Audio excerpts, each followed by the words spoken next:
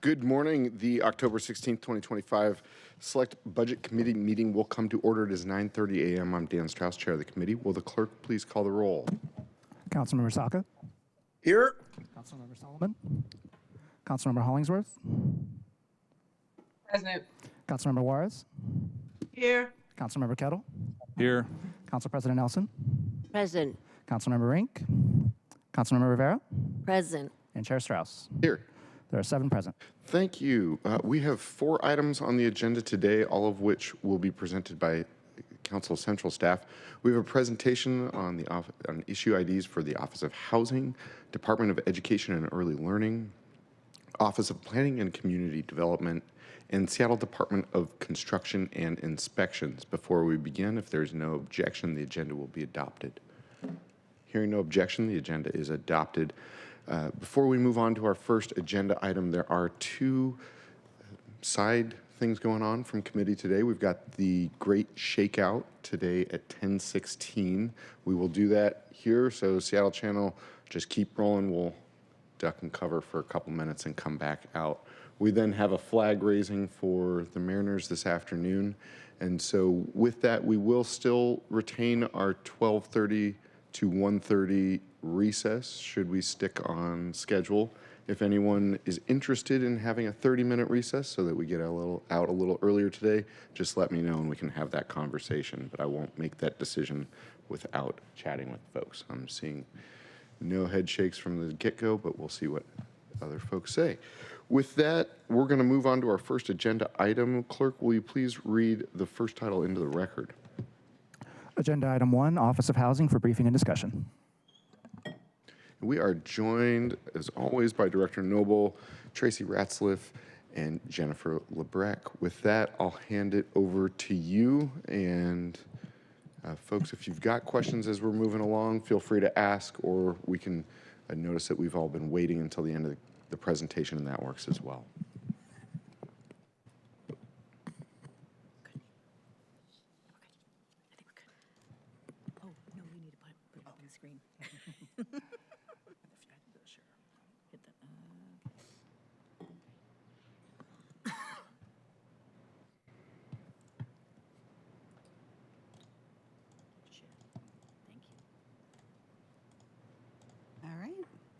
Good morning. Again, my name is Jennifer Lebrecht, and I'm with City Council Central staff. Want to introduce yourself? Tracy Ratzliff, Council Central staff. We're here today to talk to you about OH's 2026 proposed budget. Next slide, please.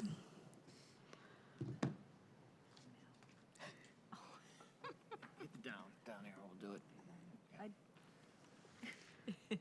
Oh, there we go. Sorry. Yeah.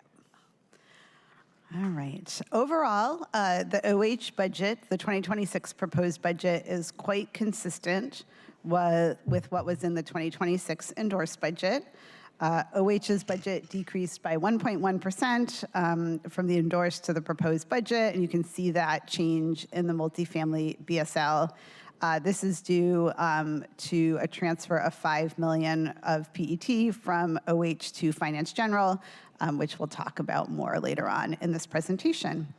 I'll note here that, as I'm sure you've heard, the mayor has proposed using $20 million of OH's PET budget for a new anti-displacement and reparations housing fund with the intent to fund a total of $80 million over 4 years. The 2026 proposed budget does not provide any new funding for this purpose. It would use base appropriations within the multifamily housing BSL. And again, we'll be discussing that further later on in this presentation. Next slide, please. Thank you. And for the record, Councilmember Rink has joined us. Right.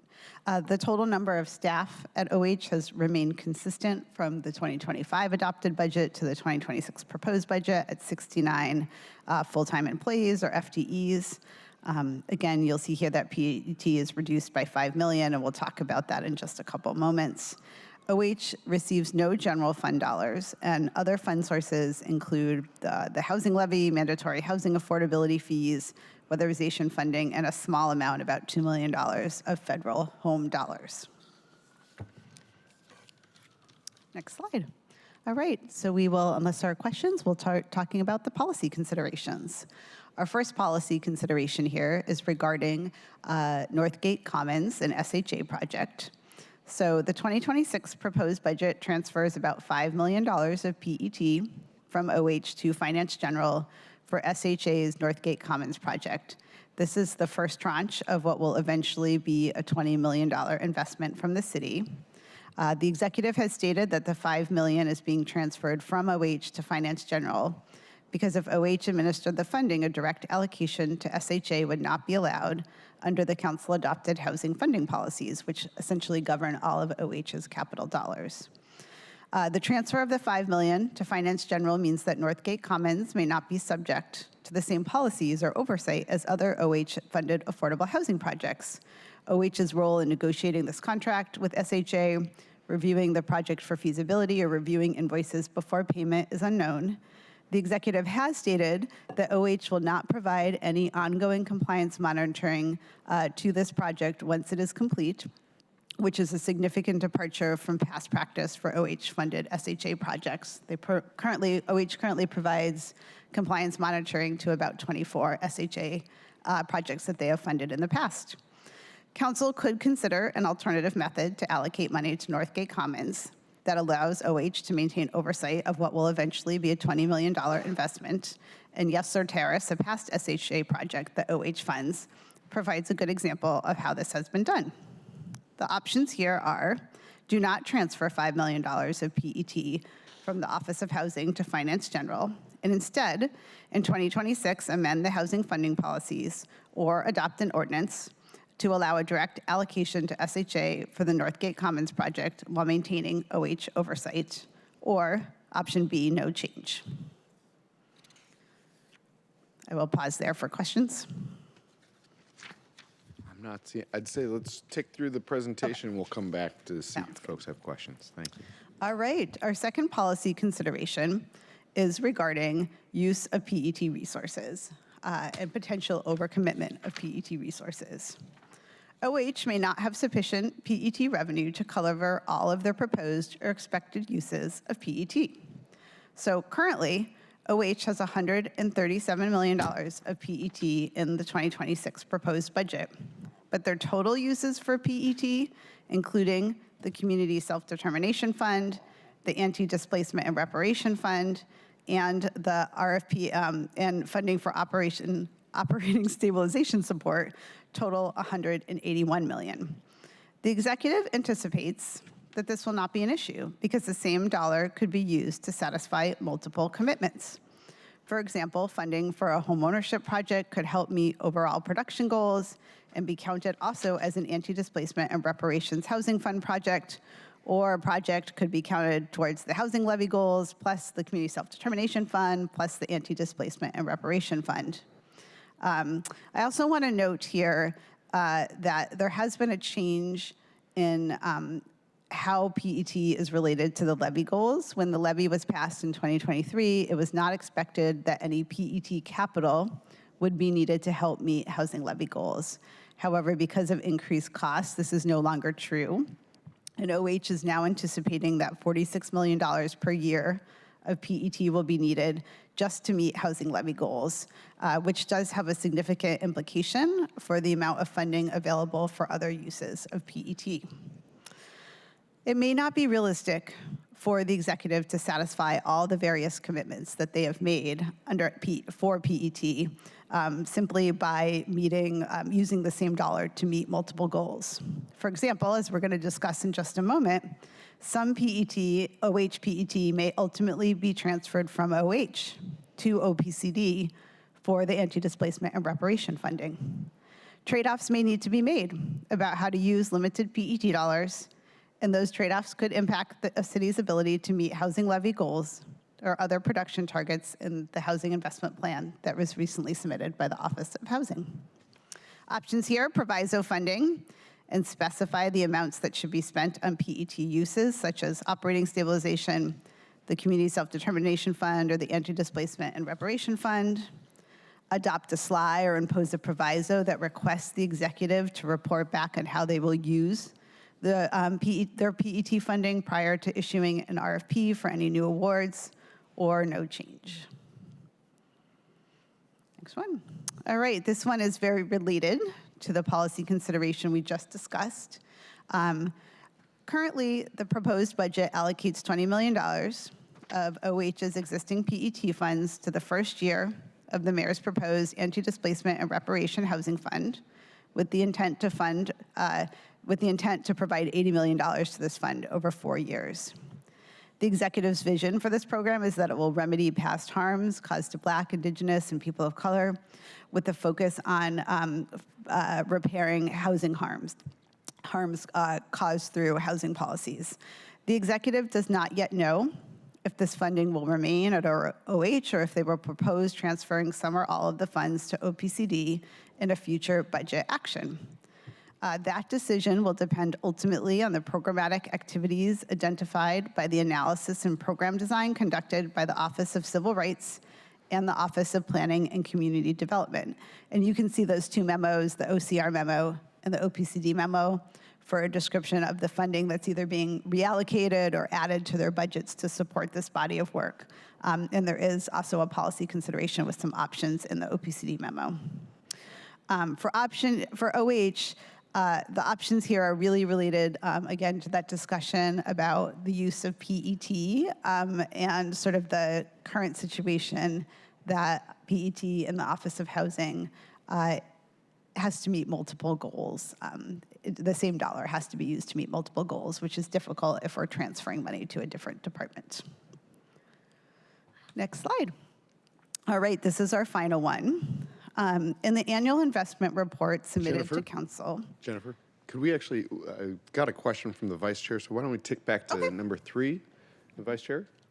Thank you, Chair. Just to ask, I'm confused. This is a housing proposal. Why would it not be an OH and OPCD instead? Sorry. That's a great question. I think we have some information, but not a lot on that. We have asked similar questions. Okay. I think Okay, the good. idea it is, as currently structured, it's called the Anti-Displacement and Reparation Housing Fund. So yes, it is a housing fund. I think the way the executive has described it is that the programs that are ultimately funded by this fund will be housing related, but may not be traditional OH activities. Like, I'll give you an example. For example, supporting a property owner to build an ADU in their backyard. So there's a question if something isn't the very sort of traditional OH activities, which is really investing in rental housing, investing in the creation of new homeownership units or down payment assistance, if it would be a good fit for OH or if it would be a better fit for a different department. And I think that's very much an open question, but that's the logic that has been explained to us. Got it. Thank you. Thank you, Chair. Absolutely. Free to continue. All right.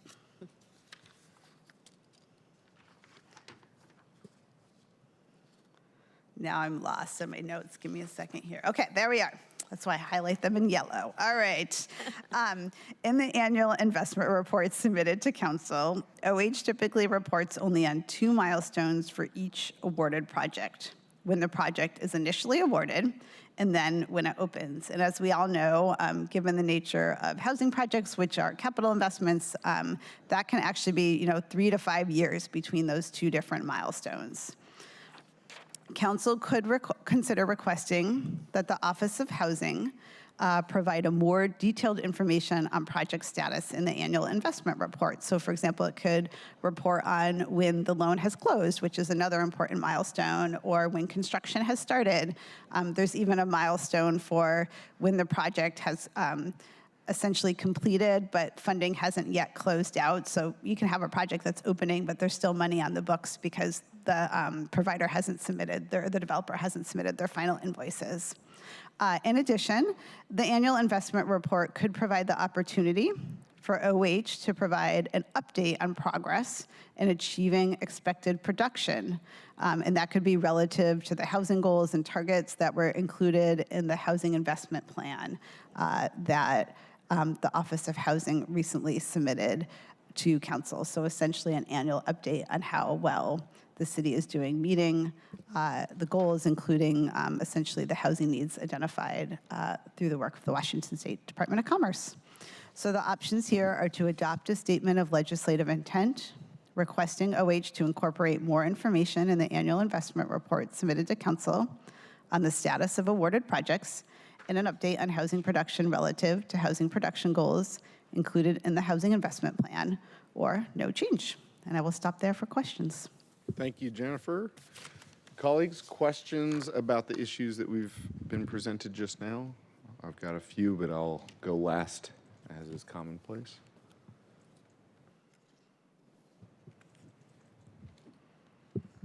Got Councilmember Kettle. Councilmember Kettle.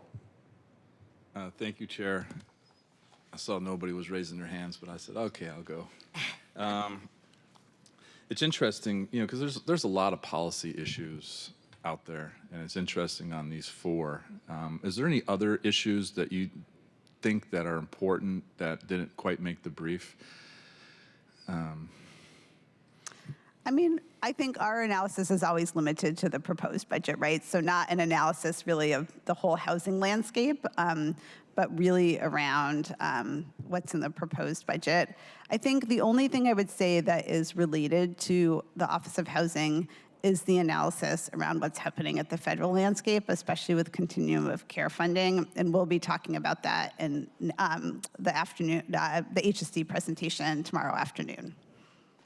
I think Yeah. Oh, Tracy just gave me a little nod too. So I think we touched on it here, but if you wanted to talk about it in more detail, the other piece is providers have identified a need for organizational stability funding. You know, ultimately, I think the reason that that did not end up as an issue here is because OH has come forward and said they will be providing funding for that, right? So they just announced yesterday that they will be releasing a request for proposals for $28 million to provide operating stabilization support to affordable housing providers. And so I think that action has sort of negated the need to address that as an issue in this paper. That's a very good one. And like, there's different things that you can attach to that. And of course, as everybody on this dais knows, I come from public safety. And as everybody knows now that I've been engaging on the scene between public safety and public health or human services or housing, you know, part of that is the ability to operate and do so in a safe environment.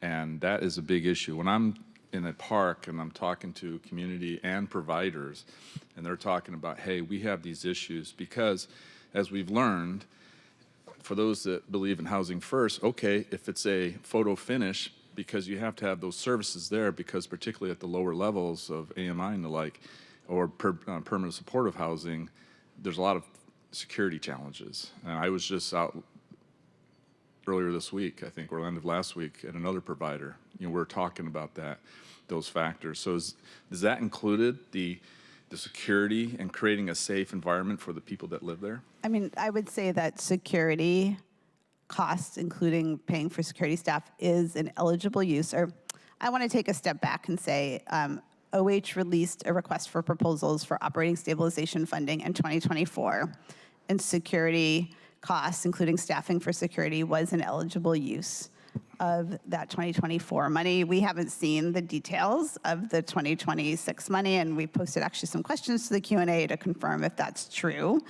for this new money that will come out.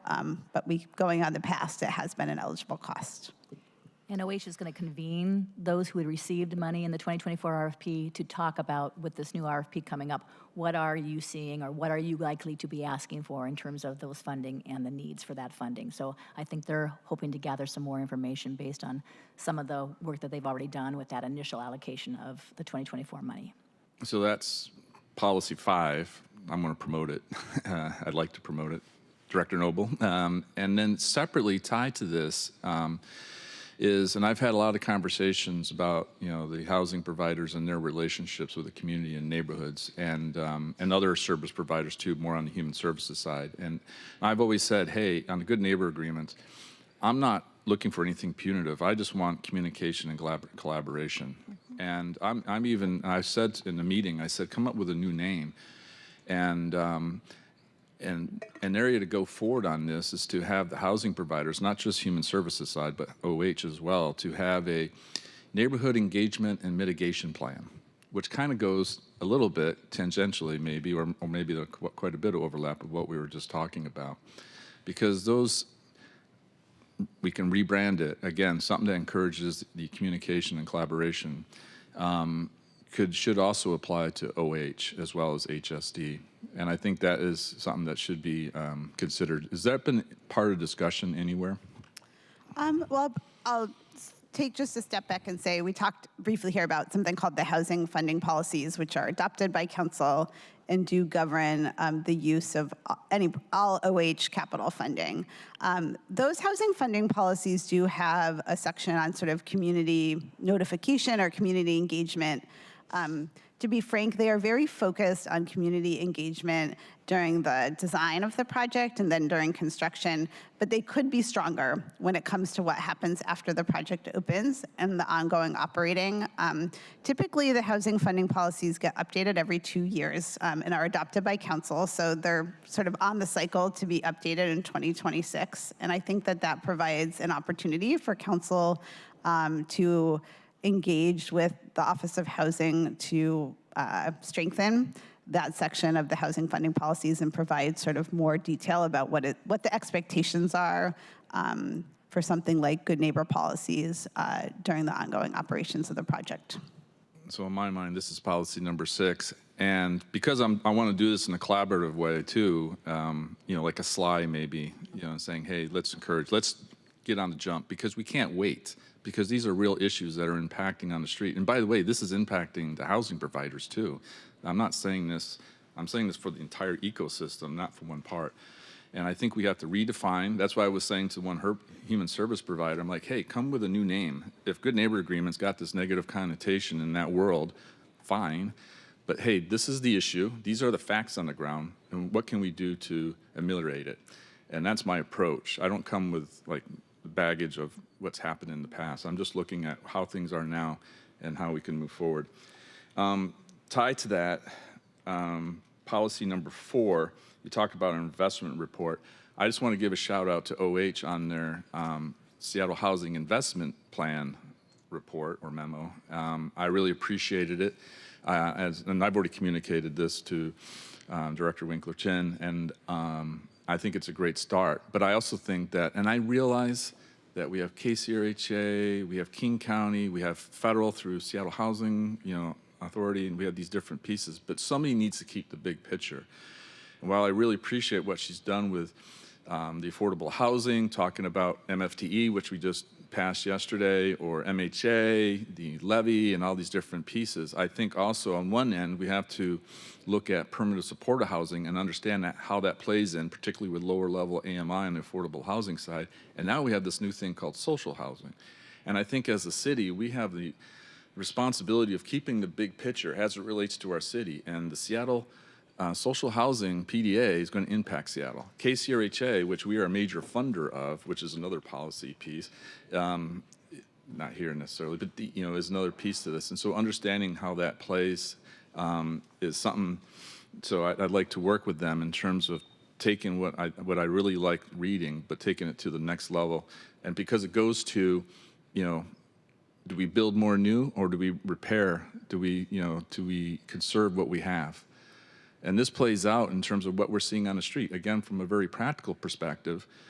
And by the way, I said this on the dais recently. I said, 15 to 40% of the people at Third Pike and Pine have housing.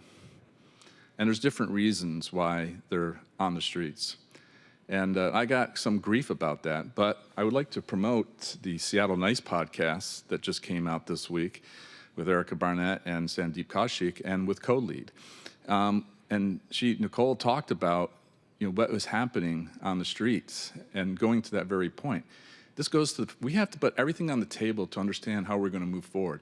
If we're going to, Seattle Times never reports on this, even though they have a homeless reporter. He doesn't talk about this. And I've been talking to service providers, both on housing and human services, who confirm this to me. But yet, it's like it doesn't exist. This point doesn't exist, that people that we see on the street actually do have housing, and we're not really figuring out why, which comes back to housing. Is it because the housing stock that we have is in such poor shape that people are like, hey, and I've said this before, and I won't mention who the provider is, but when you see a massive rat's nest going an entire building, you're like, oh my God, what is it like on the inside? oh, no wonder people don't want to be inside or be in that housing. And it comes back to, do we keep building new and then maybe getting rid of the old, or do we refurbish? Do we maintain better? And these are the things that also need to be in part of the strategy and part of the plan. And I'd like to throw out too, since we had the Carpenters Union, in terms of, you know, that piece too, in terms of how we can support the trades community as we look to build more housing. So, Chair, and I didn't even talk about the anti-displacement reparations fund. They've come out with nothing really on paper, so obviously we need some type of proviso, or, you know, to really understand, you know, numbers 2 and 3, policy 2 and 3. But I just wanted to put those out there. And so I really do think the organizational stability, policy number 5 in my book, is really important. And then the idea of the neighborhood engagement mitigation plan, or good neighbor agreement for housing, not just human services, is really an important policy number 6 as we move forward on OH and housing and what we do here in the city. So thank you, Chair. Thank you, Councilmember Kettle. I see Councilmember Rivera. Mr. Chair, Yes. Mr. Chair, before we go, can I make a point of order here? Yes. Just real briefly, I'm sorry. Councilmember Kettle, you're referring to policies. My PowerPoint only goes up to 4. You're saying 5 and 6? Well, those are my Am I- recommendations, Chair Wars. Yeah, sorry. Oh, We have Okay. been very conversational in the manner of using sorry, it's okay. Robert's rules. It's always fun, but it always gets a little distracting. yeah, I didn't know. I thought my Warless. PowerPoint was wrong. Sorry. Thank you. Yep, no problem with that, Councilmember Rivera, and then Councilmember Nelson. Thank you, Chair. Thank you, Jen and Tracy, for being here, and Director Noble. Really appreciate your assessment and your policy considerations. And Councilmember Kettle, thank you for bringing up 2 items which I've actually talked to Jen and Tracy about in terms of the budget, which is both the stabilization funds for public safety. This is something that I talked about last year because some of the housing providers that are in the district that I represent had been having issues with keeping their residents safe. And I have been asking, and at the time they could not use OH funds for security or, extra case management if that's what they need to keep their folks safe and things of that nature. So since then, I've been talking about this. And then this year, I know last year OH had those stabilization funds. Jen, thank you for yesterday. I think you found out about the 28 million. We had not known about that before yesterday, I believe, and want more details. And I know you're getting more details about that. My understanding is the list of items are long, and I want to better understand. Sometimes when you peanut butter the money around, it doesn't have the intended impact. So would love to know what things qualify. But I do believe security is part of that, and maybe even case management, but I don't know. I'd be interested, though, to know more. And I'm not really sure why we didn't know about this before and how it intersects with the budget in terms of they're putting it out now, so they had underspent. So I'm a little unclear, nebulous on how this is coming forward now. And I will say, I think the executive has told us, as we've been working with them on the budget, that they were planning to do an RFP for operating stabilization of up to 28 million. We had heard a slightly different timeline, that it would be released in Q1 of 2026, and that they were still working to determine the final amount. Would it be 28 million, something else, and just what the eligible uses would be. So I think the major change here is just moving up the timeline, where they now plan to release the RFP in November and have contracts underway, I think they said by like the end of January 2026. So it's just moving up the timeline. And to also just remind folks that we also know that there's a certain amount of money in the 2025 NOFA that will also be available for organizational stability. It will take a slightly different approach, which is to try to reduce the debt service that some of these projects have to pay. That actually frees up some operating dollars for them. So there's going to be some amount of money to be determined that will also be available in the 2025 NOFA that was released in August for organizational stability. Thank you for the clarification. I do think, though, that I was aware of the 14 million stabilization funds last year. I was not aware of this 28 million. And because you were asking questions, I think in part on my behalf, we found out about the accelerated timeline on this 28 million. So just transparency, just want to know, you know, what the particulars are of that and whether it addresses the things that the providers I've heard from are concerned about, going as far back as when I started last year. So more to come on that. And then on the good neighbor agreement, maybe should be called community engagement plan, because to Councilmember Kettle's point, somehow that has a negative connotation. But at the end of the day, it is not meant to be punitive. It is meant to be, how can we foster relationships and community where the housing buildings exist, so that everyone benefits, everyone in that neighborhood benefits from the relationship as a positive thing. We don't want to be in negative space. So toward that end, I've also been engaged with Jen and Tracy on, you know, what we can offer in terms of some guidance on such a plan as part of the housing projects. So anyway, more to come. But thank you for clarifying that, and really important. Colleagues, it goes to show, as part of the budget process, central staff engages and finds out information that we didn't even know about, and that is really helpful. So thank you for doing that, and I'm glad to hear that thank you to OH for a second round, it sounds like, of this stabilization fund that is needed, and that it does include the public safety elements to it, because we've heard from the providers that they need that. So thank you to OH, and thank you to you two. Thank you, Chair. Thank you. Anything to follow up from the committee table at this time? Seeing none, Council President Nelson. I have 3 questions. I'll start with the Northgate Commons funding on page 3. My question is, and I have nothing but respect for the Seattle Housing Authority, and from what I know about this project, it sounds like a very good one. But I am wondering why you note that this, if we give, $5 million to an external agency, that means that those dollars might not be subject to the same policies of oversight as other OH-funded affordable housing projects. And so in any of the BIPs or any, the papers that come forward that explain what the department is doing, was that issue ever addressed? I will say no. I think that the rationale for moving the money from OH to Finance General was really that under the current housing funding policies, SHA would have had to go through the NOFA process, a competitive application process. You can't do a direct allocation to organization under the current housing funding policies. But those are adopted by council and can be amended.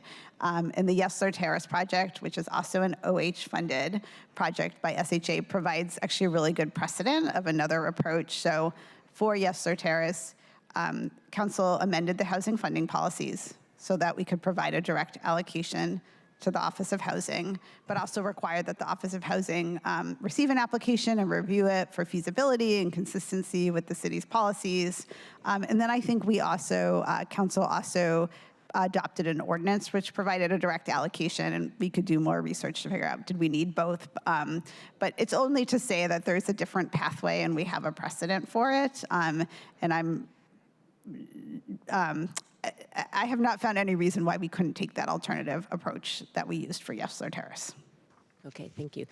One reason I ask is not just, to make sure that everything's going to plan and that they're following all policies, et cetera, but I'm becoming more and more aware of the fact that the money that sits in different accounts within the City of Seattle's budget does earn interest. And so when we are transferring money out of the city to another external entity, that's, I'm thinking, where is that between when it's transferred and when it's actually used?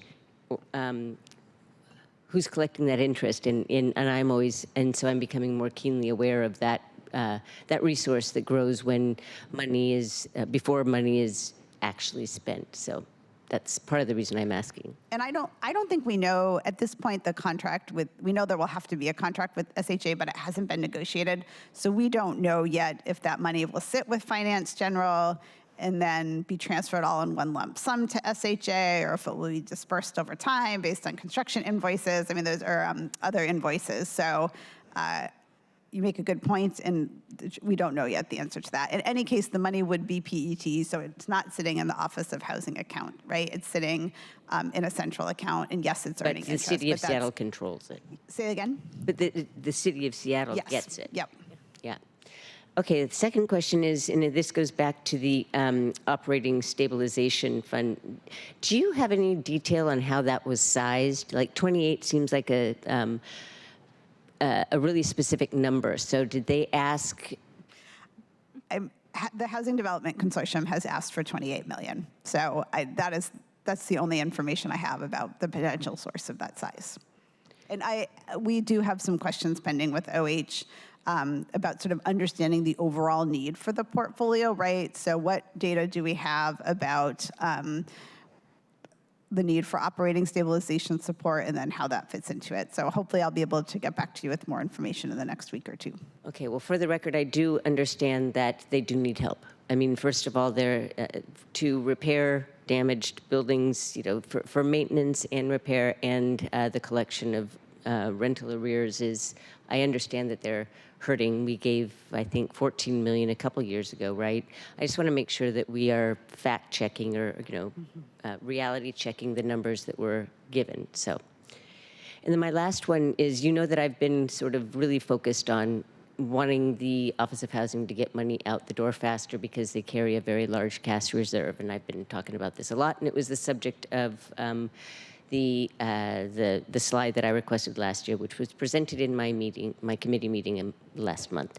Anyway, so I've been going back and forth with the Office of Housing for a long time. In exchange reads, we are examining process changes that can expedite, this is the Office of Housing, that can expedite encumbrances and expenditures internally and with our community partners. And then I respond, well, what kind of changes?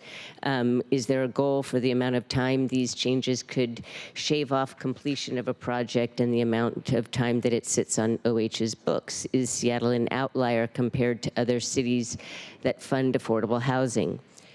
This exchange was from between August, September, and October of 2024. And so do you know of any process changes that have been attempted, any really serious contemplation of how the city can help our providers access the financing needed to get, so that we're not carrying so much cash balance and we can get those projects going faster? I'm not aware of any off the top of my head. Okay. Thanks. Thank you, Council President. Colleagues, any other questions? Otherwise, I can jump into a couple of mine. Seeing none at this time, my question is about the overall funding of the department and then I'll get into policy consideration 2, which is using your 5 and then 6-year look backs, really noting that in 2019, Office of Housing had $69 million, and today they are proposed at, let me flip the page here to, I believe it's 249. Yeah. 240 or 344.4. Yep. Using the actual budget book, not the presentation. I guess I should look up at the PowerPoint. Yeah, no, absolutely appreciate that. And so over the course of the last 6 years, the department has grown substantially. In the middle of that, and part of that was the jumpstart infusion of funds that through the different unfortunate disagreements in that time, there were very strict rules put in place regarding regarding the Jumpstart Fund. But at this time, we are currently funding the Office of Housing again at historic levels, even beyond last year, which was 344.3. But the 344 does not include the $5 million to Northgate. Is that correct? So the 2026 proposed budget does not include the 5 million that's going to Northgate. So this 344 does not include that 5 million. So it's 349 this year, which is $5 million more than last year. Again, we see over the course of the last 6 years. Regarding your policy consideration number 2, I just want to understand this a little bit better. This is specifically saying, are these different operating stabilization support, community self-determination fund, are these different fund levels not funded at the levels that we want them to, or is it the color of money that we're using? Some is general fund, some is Jumpstart. It's neither, if I can take a moment Please. to walk through it. So it's all, what we're describing here is all PET. So the total amount of PET that OH is receiving in 2026 in the proposed budget is 137 million. And this is just saying, if you added up every single use that the executive has talked about, and these are informal, right? I mean, there's like, you know, we budget at the BSL level, but this is like, if you ask them for their plan, their total plan is, I want to say this number right, what, 177 million, I want to say. So they sort of have a plan for more PET than they currently have.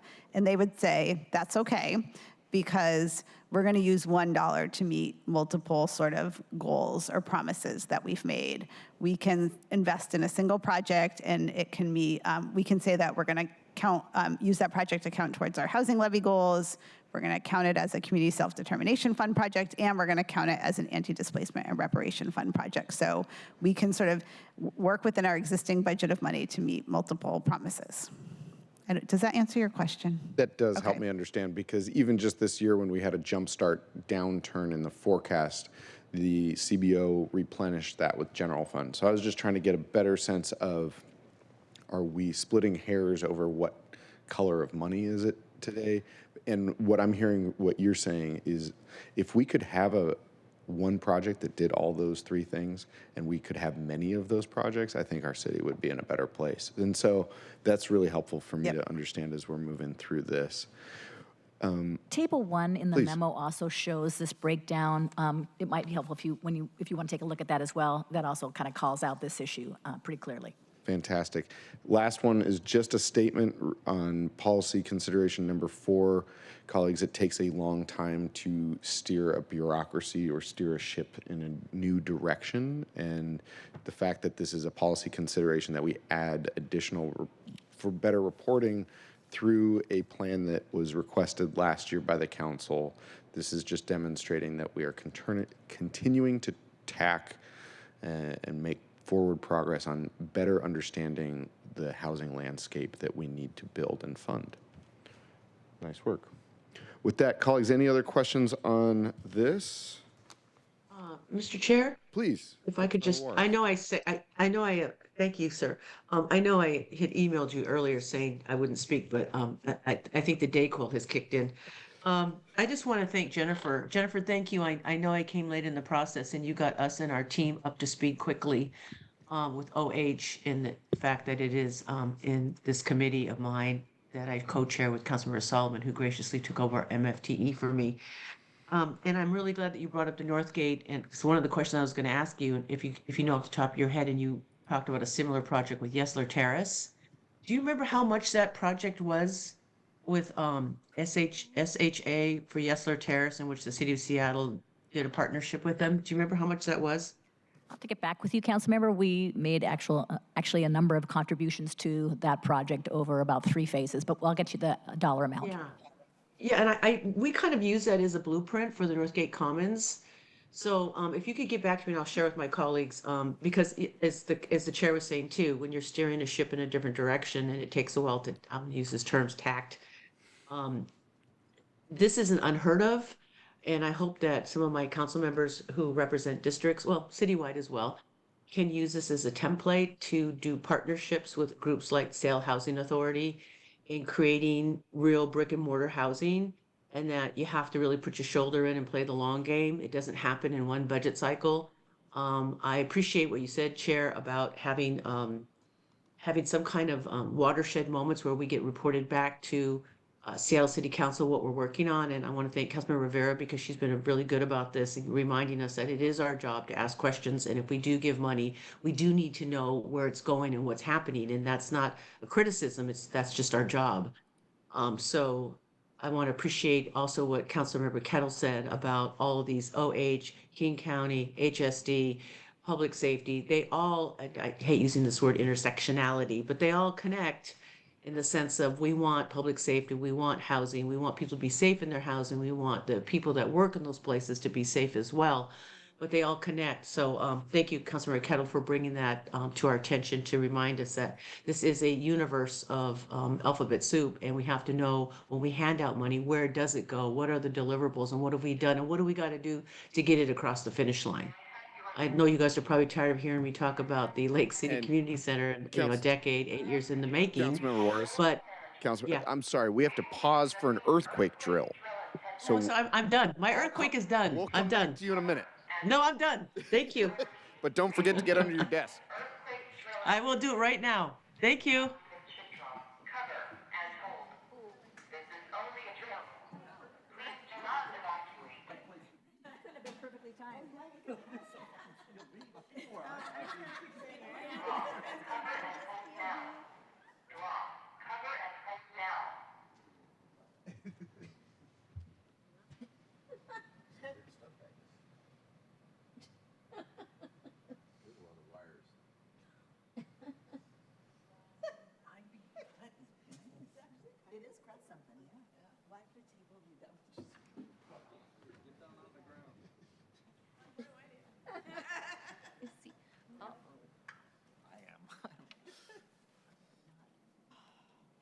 Well, I think that's satisfactory.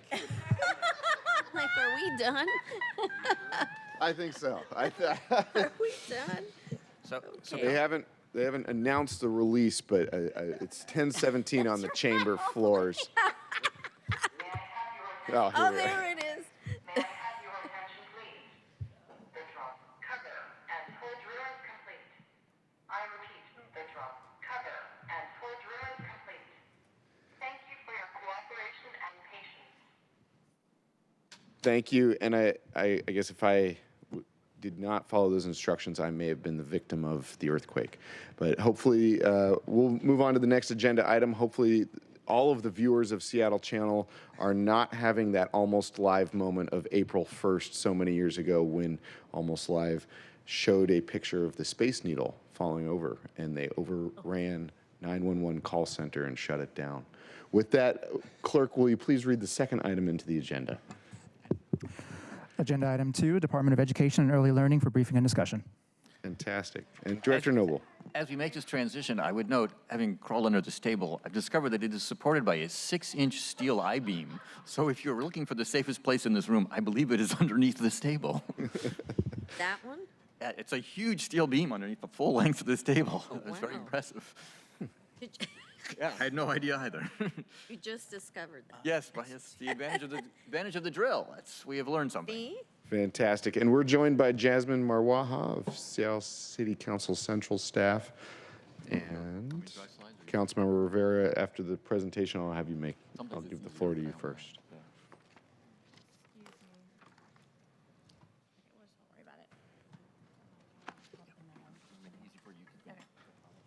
Okay. Okay. All right. Sorry about that. Good morning, council members. Again, my name is Jasmine Marwaha. I'm your council central staff here to present policy considerations for the Department of Education and Early Learning. As I'm sure you're aware, DEEL stewards the city's investments in education support services from early childhood investments to post-secondary. And while Washington State and Seattle Public Schools are responsible for providing basic education to K through 12 students, local governments may provide supplemental funding to support students and families. And we are indeed doing that. So here we have the budget overview at the BSL level. This table looks a little different than other tables you have seen in other department presentations perhaps, because it highlights the changes from the 2026 proposed to the 2025 adopted. Because the levy's fiscal year, the FEP levy's fiscal year, which we'll talk about in a moment, follows the school year calendar, typically the calendar year budget would include the second half of one school year and then the first half of the next school year. So the 2026 endorsed budget on this table reflects only 6 months of funding from the current 2018 FEP levy. And it didn't assume revenues from a renewed levy, since last year we didn't know what the levy would look like. So now we have the 2026 proposed budget that assumes a potential FEP levy renewal, which is a property tax levy generating approximately $1.3 billion over the next 6 years. And that will be on the ballot next month. And you can see from this table, it includes notable increases across the department. Just a few of these increases include $4.5 million for the Child Care Assistance Program, $6.7 million for the Seattle Preschool Program, additional $2.8 million additional in child care worker supports, another $2.8 million additional for funding expanded learning opportunities in K through 12, $1.2 million for school safety in and around schools, $4 million to expand the Seattle Promise Program, and $900,000 to expand the Path to Trades Program. So, that was a laundry list. These increases and more are listed out in the policy considerations paper. But just wanted to go over a few of those.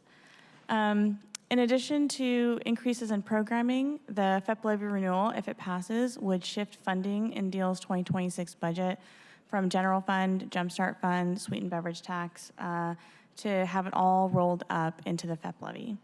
The only remaining general fund that you see, let me do that, is it just reflects grant funding that we're going to get likely next year. So here we go to the policy consideration, which is if the FEP levy renewal passes, DEEL will come back in March with an implementation and evaluation plan, or an I&E plan, that will provide a more detailed proposed expenditures for the life of the levy. It will also establish the criteria, outcomes, and methodology for selecting and evaluating FEP levy funded strategies. And as you can imagine, they are not starting from a blank slate. The starting point for the I&E plan is contained in attachment A to the memo, which we don't necessarily have to pull up, but we can. And according to DEEL, these line items are unlikely to change substantively, though some of the items that represent broader buckets would be presented with greater specificity. So as I note in the slide, council may wish to establish expectations or express priorities at this stage to help shape the I&E plan. And this can take a few different forms. There's a spectrum in terms of how much direction you would like to give the department. The most directive thing you could do is actually move money around between BSLs or issue provisos to ensure funding for a program. However, I should note that this might pose some risk of unintended consequences because the I&E planning process could result in different cost analyses, with some programs being more expensive than initially assumed, and a proviso or a CBA may end up constraining funding for other council priorities that you all would support. If you'd like to give the department a little bit more flexibility, another option would be to adopt a statement of legislative intent that expresses council priorities on the record and requests the department to incorporate priorities in the I&E plan. A slide could also ask the department to explain how council priorities are incorporated and how they came to the decisions. And the slide doesn't have to be scalding or call into question the I&E plan at this stage. Basically, a slide could be a way of saying, we don't want to mess around with this investment table right now, but we would like you to incorporate these items in the plan, or at the very least, take them seriously and please figure something out. That's sort of the middle ground option. And of course, there's always the option to just approve the budget as proposed and express priorities and expectations through more informal channels. Whatever option is pursued, council will have another bite at the apple in the spring to approve levy allocations when adopting the I&E plan, if the levy passes, of course, in November. So that's it. Just wanted to draw your attention to the FEP levy at this stage, and the potential for the INE plan guidance. But other than that, there's no policy considerations. Fantastic. Thanks, Jasmine. Councilmember Rivera is chair of the committee overseeing this department. Thank you. Oh, thank you, Chair, and thank you, Jasmine, for presenting the policy considerations for DEEL's budget. Colleagues, I want to thank all of you for engaging in the FEP process earlier this year, and as you all may remember, we had a number of amendments that actually helped shape the final proposal that we passed. That was the basis by which we're putting the proposal on the ballot in November. So I would say that was our first bite of the apple of expressing our policy considerations, and I know many of you did just that.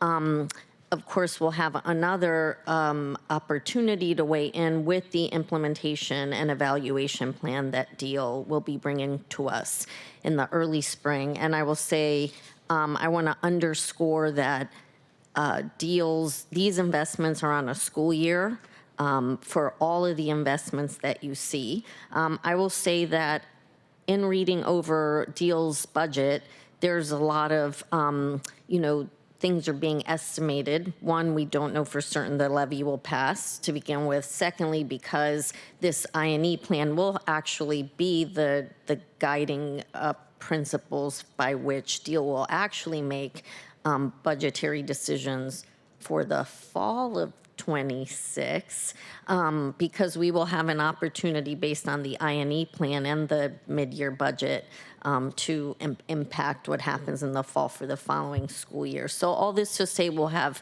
plenty of opportunity in the INE plan once DEEL does its stakeholdering, which they're doing now. They've already started, because I've been engaged with them and the mayor's office, they've already started the planning for the INE plan and started doing that stakeholdering.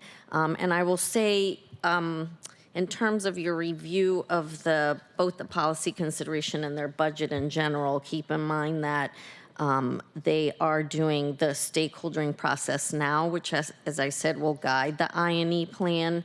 So their proposal are estimates. So for instance, in the policy consideration paper, it talks about the Promise program serving 1,475 kids. That's just an estimate. As you all know, the Promise program serves every Seattle Public School high school graduate who would like to go to college at one of the Seattle colleges. And we have a great partnership in the Seattle colleges that are going to help and be a partner in both the continuation of Promise, which includes also Path to UW and includes the Path to the Trades. And so we are engaged in conversations with the chancellor at Seattle Public Schools on all of those efforts I just mentioned. So all this to say, DEEL is actively working on this. I've had conversations with some of our partners as well, and the mayor is actively engaged. So you have my commitment that I am working to make sure that what you all included via amendments to the initial proposal are continuing to move forward toward that inclusion into the INE plan. Thank you, Chair, and happy to answer any questions. Obviously, this is Jasmine's presentation, but also happy to answer any questions people might have if it's helpful. But more to come. Thank you. Thank you, Councilmember Rivera. Councilmember Kettle, I see you've got your hand. Thank you, Director Strauss. Thank you, Ms. Marwa, for being here. And I forgot to say that for Ms. Lebrecq and Ms. Ratliff, so thank for them I know they're not here at the table anymore, that they came. And of course, Director Noble, can you go to slide 2? I think, I think it's important to highlight, this comes out of the conversation, so this is a little bit more of a broader budget question, so not really for the portfolio, but this slide really highlights how things change over time. We were talking about the parks levy, the transportation levy, how there's a general change in how we do budgeting related to the general fund, and this lays it all out, and I just wanted to highlight this, and I wanted to do it partly because we get comments in so many different ways I was reading a Stranger article this morning talking about how we get input from so many different directions to include the public commenters. And in some of those comments, they don't realize, because we have this levy, things have changed. So it's not like it's being cut. It's just being shifted. It's being changed. And I think it's really important point from a budgeting perspective that we let the public know that, hey, we do have these, and there's reasons behind it, which goes to even to the state and so forth. But it really highlights, in terms of the general fund, like I was talking yesterday, the PET, and even here, the sweetened beverage tax. And I just think that, this slide kind of highlights in a more broader perspective the ebbs and flows of what's happening with budget. And I think it's really important because when people see a slice, it's like the elephant. If you hit the leg and you're like, hey, you have to get the whole picture. And understanding the whole picture will explain why maybe that PET money is not going to mental health or, what different things that are happening. And this even highlights, again, the sweetened beverage as well. So, Vice Chair, I just want to take the opportunity to highlight that because I do think it's important. And I could see it coming up over the course of us doing budget. So thank you. Thank you, Just to echo that, I think there's actually multiple things that are highlighted here. I mean, one is the use of voter-approved revenues, so the property tax levies, to expand city services. Again, both in areas that are sort of core, have traditionally core general fund investment areas, so parks, libraries, transportation, but then in areas that are candidly not core city functions. Education is, particularly K-12 education, is not a core city function, and this levy goes a long way there. So that's one element. It also highlights, as you noted, that those levies can be used as a way to help ease the financial constraints on the general fund, so there is some fund swapping here. So we're asking the voters to approve this money largely for education, but also to help indirectly to help sustain existing city services. And a third point that you've also alluded to is the use of dedicated funding sources, and they are. And this is from a financial bureaucrat, they are very attractive politically in that you end up with a source of money that's dedicated to a specific purpose. But as we face, the city face constraints in different ways, being able to shift those monies creatively helps sustain the entire system, but it does then leave to questions to those who had been advocating for the dedicated funds. Well, is the thing that I advocated that these funding be dedicated to, is it going to be funded, and is it going to be funded reliably going forward? And there aren't necessarily completely black and white answers to those questions, but all those things are going on here. So yeah, no, it is highlights the complexities of this, and that, and I think it is a challenge that folks who have been, from an advocacy perspective, and again, this is with love, if you will, focused on their dedicated revenue source and where those funds are going. There's a logic from our end to shifting funding sources and to benefiting the entire system, but it's hard to see if you've advocated for a dedicated funding source and see that as a way to guarantee investments in whatever area that is. And I'm not resolving this tension for you. I'm just describing it because it's real. Thank you, Ben, and thank you, Councilmember Kettle.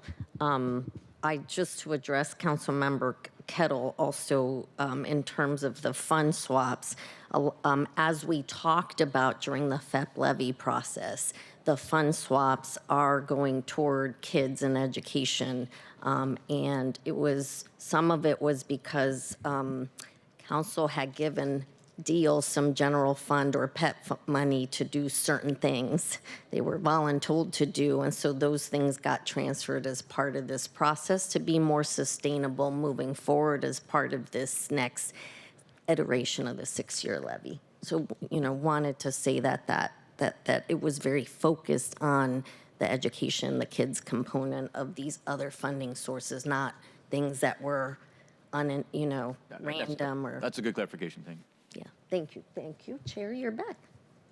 Thank you. Councilmember Kettle, nothing else? Councilmember Rink. Yeah. Thank you, Chair. And Jasmine, thank you for your memo and for your presentation today.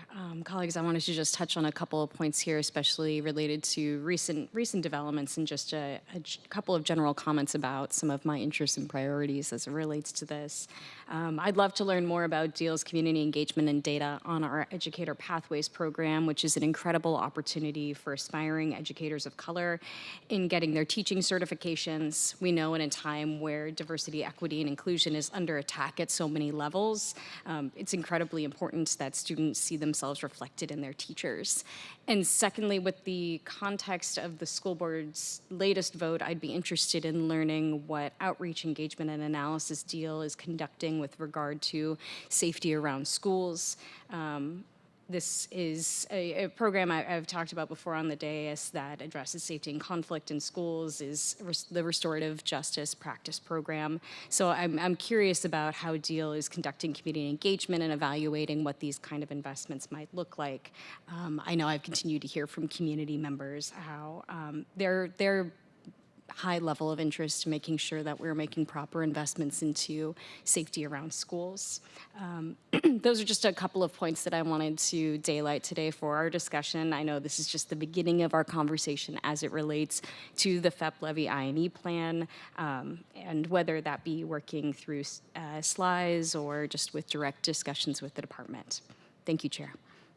Thank you, Councilmember Rink. Anything else from the table there? Nope.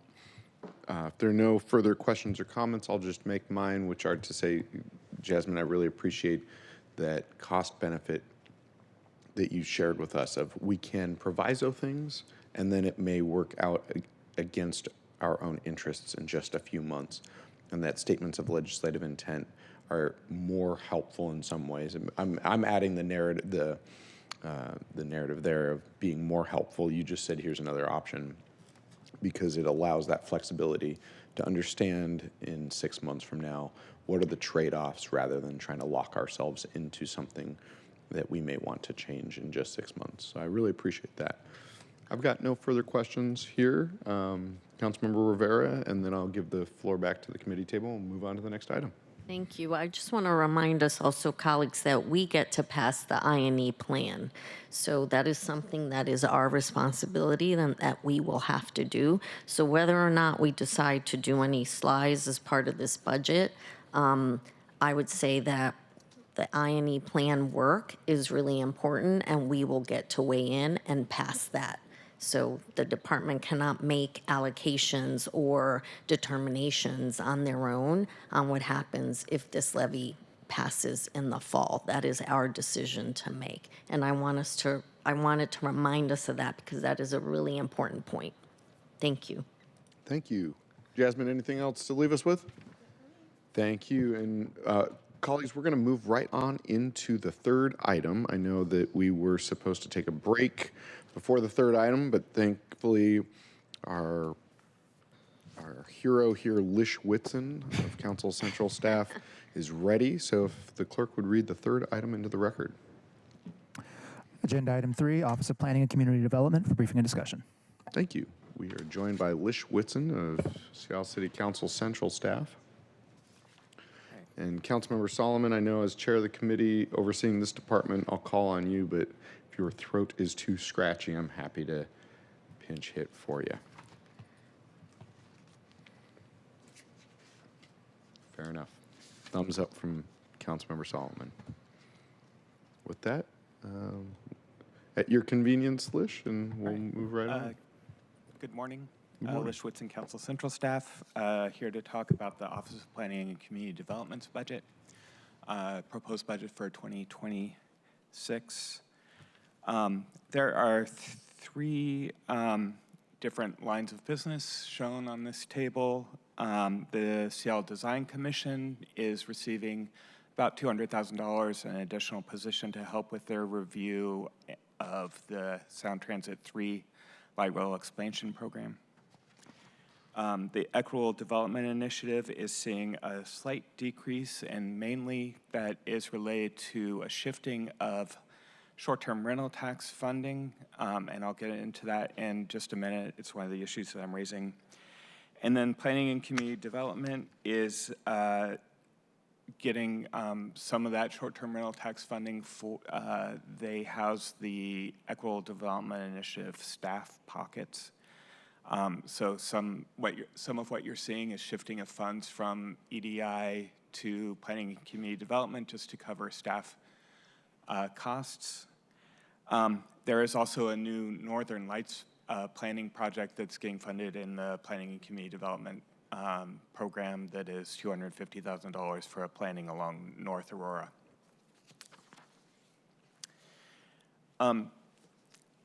Although the table shows that there's the same number of full-time equivalent employees in the department, there are some shifts.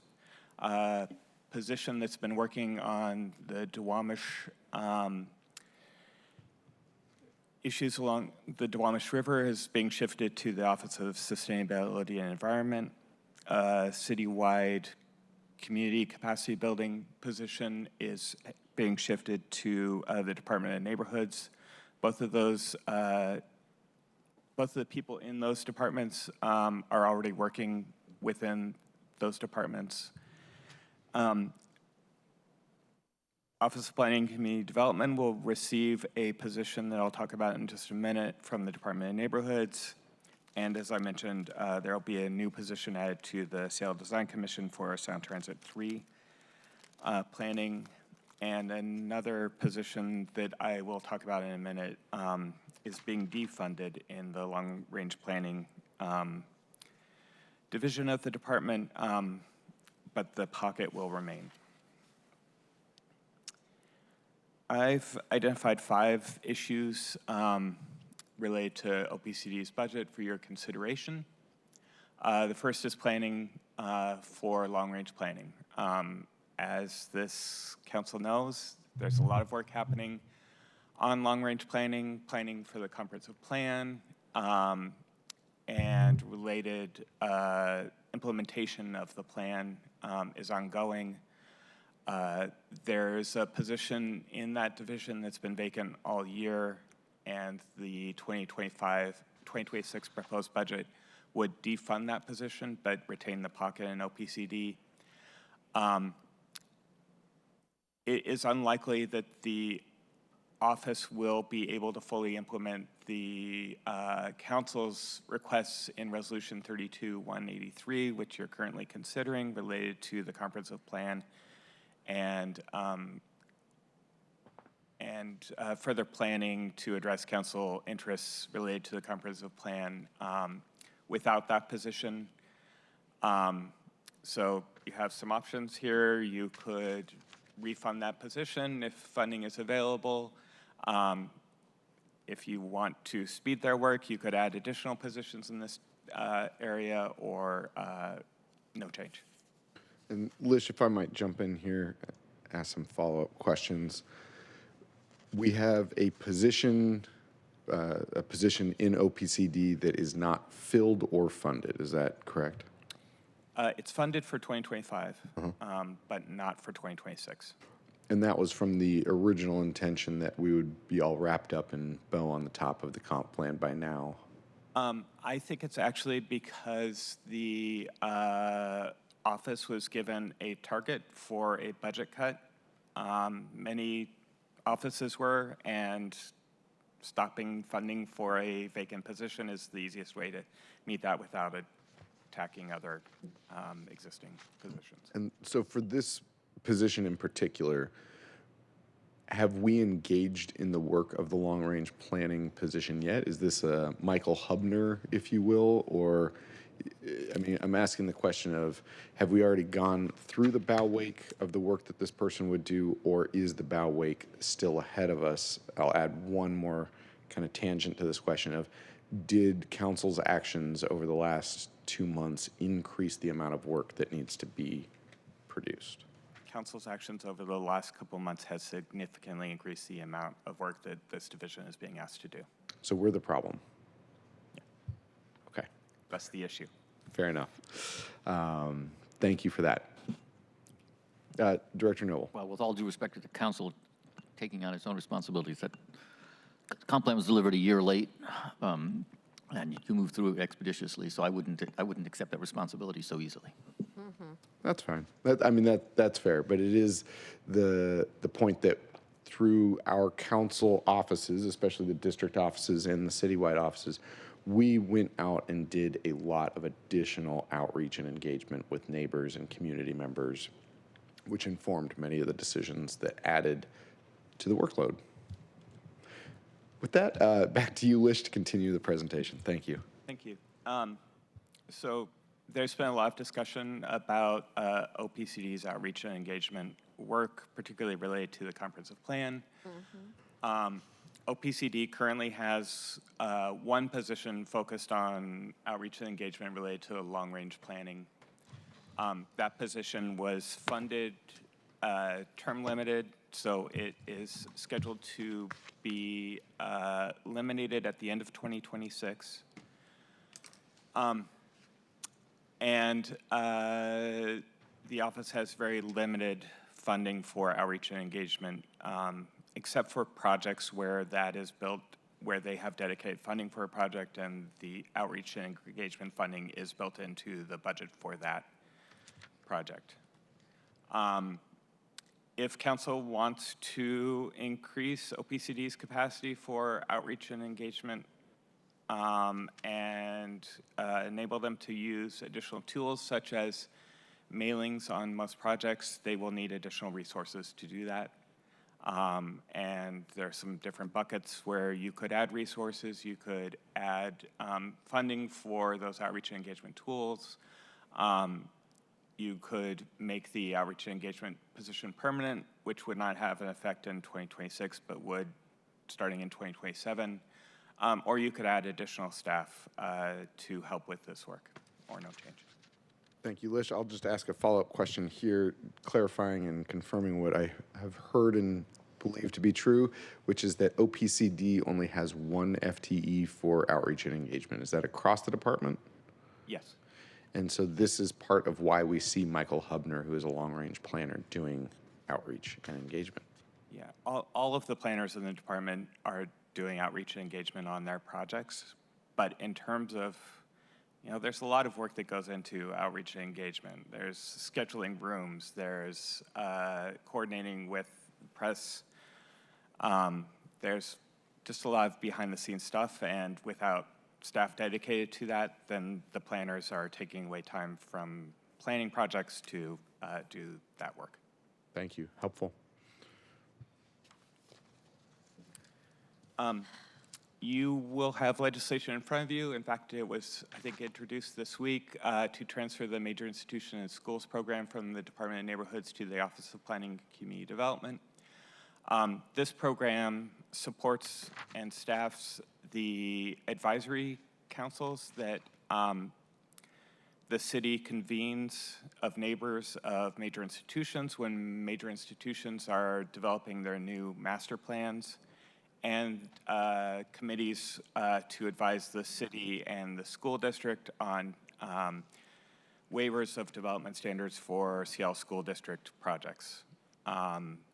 You will have in front of you the question of whether or not you agree with moving this body of work from the Department of Neighborhoods, where there's really a focus on that outreach and engagement component, to the Office of Planning and Community Development, which has a stronger emphasis on the planning component. There's overlap. It's a choice that'll be in front of you.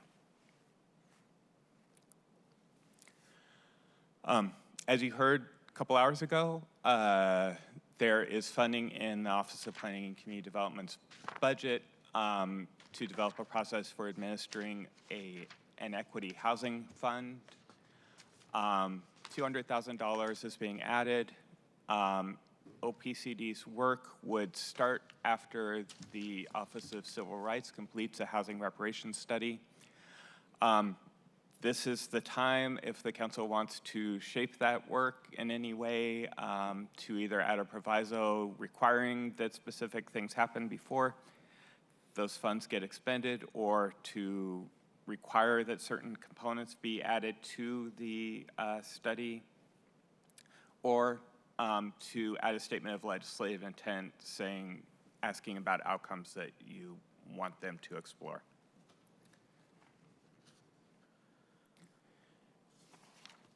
And finally, the City Council, when the city has a set of policies related to the use of short-term rental tax funding. There are some constraints on short-term rental tax funding that come from the state authorizing legislation. It needs to be used for community initiated equitable development and affordable housing programs, and the city has broad latitude to determine what is covered by community initiated and equitable development and affordable housing programs.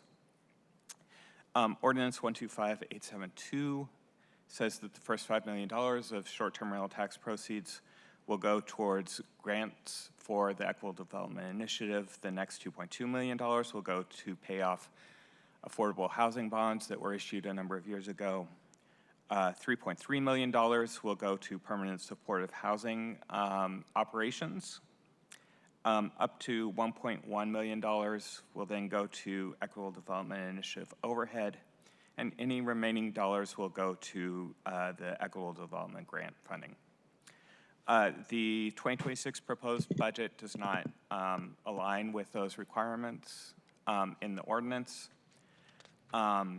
Slightly less money is going to EDI grants and affordable housing bond payments, and more money would go towards permanent supportive housing and Equitable Development Initiative overhead. So the question in front of you is, do you want to amend the budgets to be considered consistent with the legislation that the council previously adopted, or change that legislation? The executive transmitted legislation yesterday that would change that would amend Ordinance 125872 to remove the specific funding levels that are in that ordinance, and instead say that these three categories of uses of short-term rental tax funds are the appropriate uses of those funds without specifying a specific dollar amount. Just a little context here. First, credit to Lish for having discovered this reality, and we informed the executive and that they generated this legislation to correct this rather quickly, which to their credit as well. Just a little bit of context, and I actually may not have it all, don't have all the history, but the existing ordinance that to which the current budget is inconsistent with was clearly passed as part of the last biennial budget, because the specificity levels match exactly what the allocations were in the budget. So it was always going to need to be changed at some point. It just, at least in my view, like it didn't. It was not a general specification. It was like we're going to get through this budget with this allocation and revisit this. And then in the way that things get forgotten, it must have gotten forgotten. So I'm not trying to minimize what's going on here, but that's. I wouldn't put too much on the specific allocations that were there previously. They were themselves a product of a scenario not unlike this one, where there was a recognition of what the needs were, if you will.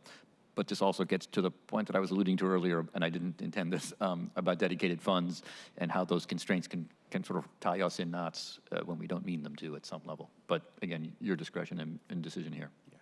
I don't want to scald anyone, but in terms of the permanent supportive housing funding, costs for those operations for existing contracts have gone up.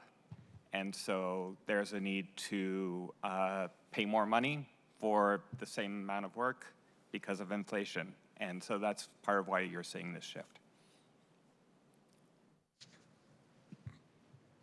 Thank you. I see that the next slide is questions, which is where we are at today.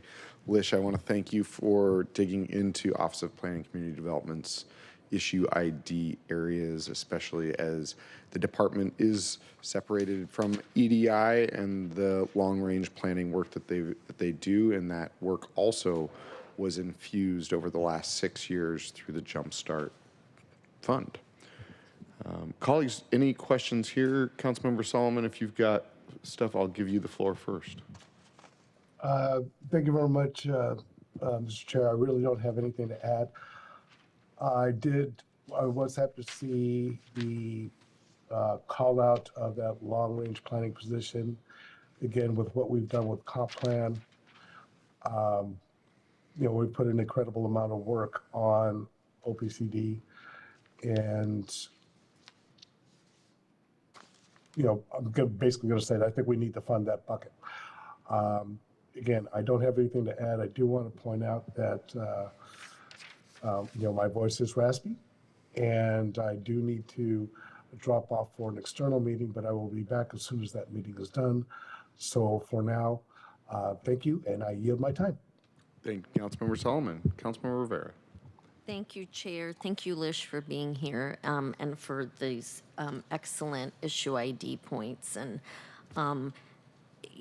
as you pointed out, many of us, and certainly me included, have had questions about the outreach at OPCD, and particularly I've just been concerned. And toward that end, I actually went back to the Seattle Municipal Code that established this department to get clarity on what their main mandate is. And I will say, I just want to read for the record, the objectives of the Office of Planning and Community Development are as follows: coordinate across city departments to support a shared vision for comprehensive planning and plan implementation at the neighborhood and city level. Partner with the community in coordination with the Department of Neighborhoods to identify citywide and neighborhood-specific priorities for the city's future growth and development. Share with the public, the city council, city departments, and other public agencies comprehensive information on development activity and demographic changes to support the alignment of project plans, implementation efforts, and capital investments. And finally, coordinate across city departments, the city council, and the mayor's office to prioritize budgets and resources. The rest of the SMC gives a little more detail as to that. But at the end of the day, the department was established to work on the comprehensive plan and growth management across the city. And why do I care about this? Because of this concern about the outreach and the planning, the staffing that can do the outreach of the department to do the work that they're mandated by SMC to do. So I don't understand why the department is not doing the work that is their main body of work. And we have regional planning coming up, amongst other things, in the spring of 2026. So to not have staffing in place to do that and work with the various neighborhoods and citywide, again, as per their mandate, is of concern to me. And Lish, I don't know if you have any feedback there, but I do appreciate that you highlighted that. For the regional planning, you know, each of those projects has been given its own budget, so they've been budgeted individually, and each of those budgets does include outreach and engagement funds as a pocket of sort of as part of the whole budget. So on that count, I think they should be okay in terms of having sufficient resources there, but the question is for other projects that don't have a dedicated set of funding, do they have sufficient resources to meet the city's goals? And they're abrogating a staffer that would be dedicated to outreach and engagement, which again is one of their main mandates. So I really, that's of concern. My second point, or question actually to you, Lish, is, you know, last year, as you know, I pushed the department hard on EDI because I wanted to make sure that those projects were underway. My pushing, I'm happy that the department actually completed 11 projects in 1 year when 9 had been completed prior in the years it's been in existence. So I'm really glad that staff pushed themselves, I guess, and I'm waiting to hear back from the director on what they changed to be able to do those projects faster. I was very happy to hear that means now 20 projects have been completed. Of course, 55 are remaining to be completed. So how do we get those projects to the finish line? And so my question is on the EDI overhead. You were saying the overhead is increasing. Is that going to help get projects delivered faster? I would love for that to be the case. So, yeah. So there have been 2 vacant positions in the EDI division. They are just going out for hiring those this fall. So hopefully having a full staff will help them to get projects completed faster. In terms of the EDI overhead, it's really a accounting issue. Some of the staff are funded through the payroll equity tax. Some were funded through short-term rental tax. They're shifting everybody to short-term rental tax so that it's easier to serve track hours for that group. But it's the same amount of funding. It's just a different source. Like a technical change. And then more payroll equity tax is available for the grants. Got it. Thank you for clarifying, and I'm glad to hear they're having 2 more people come on to help finalize and get those projects to completed. Let's make those projects happen. Thank you. Thank you, Chair. Thank you, Councilmember Rivera. Colleagues, other questions on OPCD? I know that when the department presented to us just a few weeks ago, we spent more time with this department than we did with many others. So just wanted to check to see if there are other questions. I asked mine throughout the presentation, so I have no further questions. Anything that you'd like to leave us with, Lish? No, thank you. Fantastic, thank you. We're moving right along. We'll now, if the clerk can read the 4th item into the record. Agenda item 4, Seattle Department of Construction and Inspections for briefing and discussion.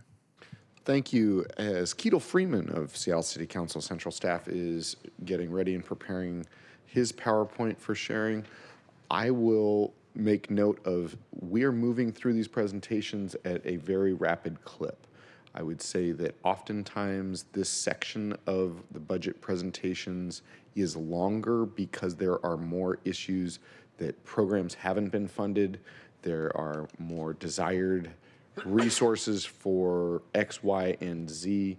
This is a year that, as we saw with the public hearing, not a lot of people came because a lot of folks had gotten their asks fulfilled by this budget. And so while that makes this section of the budget presentations shorter because there are fewer issues for us to be aware of, it also makes the next steps of our budget more difficult because there's not as much free floating money or money in couch cushions around the city budget. With that, I'll pass it to Director Noble and then over to Ketel Freeman. You know, I just wanted to echo that point and note that this is a budget of adds and not cuts. And we have, with yesterday's presentation, I think highlighted the sustainability issues that raise concerns in some ways about any of the ads, but we have not identified each and every one of them as an issue unto itself, because each and every one of them at some level addresses an area of concern in the city. So it'd be silly to deny that. But again, that doesn't mean that it's a practical matter to sustain all of them into 2026 and beyond. But so these presentations have been shorter than they might otherwise have been, and that's why I just really wanted to explain that. It doesn't mean that those couldn't ultimately be issues of concern for you in terms, and as you think about sustainability, what's possible there and what's not. So I just by way of, I'm not trying to have you sit out here any longer, but only explaining why this has been potentially as expeditious as it has. Thank you for that addition. Ketel Freeman, Seattle City Council Central Staff. Thank you. Ketel Freeman, Seattle City Council Central Staff. I'll be doing an overview here and identifying a few issues with the Seattle Department of Construction Inspections proposed 2026 budget. First, just to orient you all and those who may be watching, the Seattle Department of Construction Inspections is the primary city department with regulatory authority over the use and development of private property. So SDCI administers a lot of ordinances to do that, rental regulations, building, construction, and land use regulations, the city zoning codes. It also enforces compliance with those regulations. So there is a permitting component at SDCI, and then there is a compliance component at SDCI. And then it reviews a host of other technical permits that are associated with construction, like electrical permits, site development permits, and permits related to achieving energy standards and the energy code. Mr. Freeman, just as I've said to almost everyone who's been at the table, if you could Mick Jagger the microphone, yes, please. sorry. Thank you, friend. Right. There's a pretty small decrease in SDCI's budget over the endorsed 2026 budget, less than 1% increase. That said, there are some changes in SDCI's operating budget. I'll just highlight a few. One is an issue, one I've highlighted as an issue, but others are, as Ben was just describing, elective ads being made by SDCI. As you've heard with many other departments, there are a bunch of shifts revenue sources. SDCI, I'll sort of expound on this in a minute, is an operating fund department. Most of its revenue comes from permit fees charged for its regulatory services. So that revenue flows into the construction and inspections fund. As with many departments, SDCI has labor contracts that are tied to inflation. So you have seen across many departments reductions in labor costs because inflation wasn't as high as was anticipated in the 2026 endorsed. So there are other changes like that in SDCI's budget that explains in part the slight reduction over the endorsed.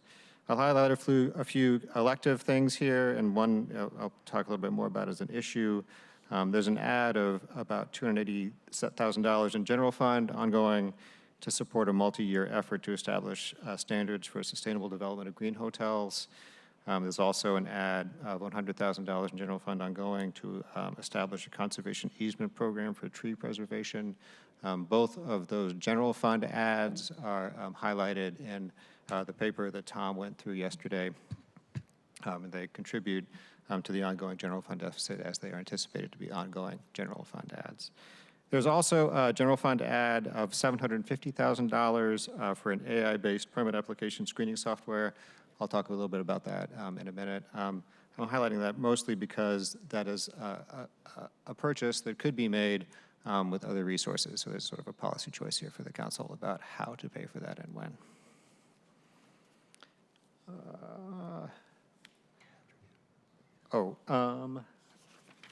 Yes, while I'm on this page, labor budget, you may have noticed that there's a decrease in employees in 2026. That's consistent with what was endorsed in council's actions last year. About 10 positions, 10 permit review positions were abrogated last year. The council extended those positions for an additional 6 months.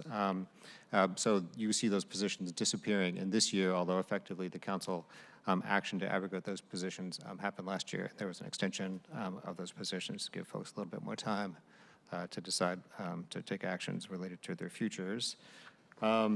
So that's when you notice that change, that is largely a change that is associated with council's action last year. In terms of appropriations, as I mentioned, SDCI is an operating fund. Most of its revenue, 90% or more of its revenue, comes from the construction and inspections fund.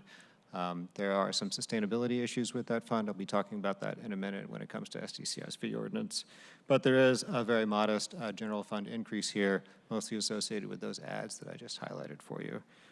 So some of SDCI's functions have to be funded by the general fund, and those are largely actions associated with compliance. So when there is an initial complaint made about a land use code violation or something like that, the investigation has to be done on the general fund's dime. It can't be done on the construction inspections fund dime. There are a few other colors of money in SDCI. I think some of this was touched on in SDCI's presentation yesterday, but there is some REIT in SDCI that pays for things like tenant relocation assistance. And there's also a little bit of, informally has been some payroll expense tax, jumpstart fund in SDCI.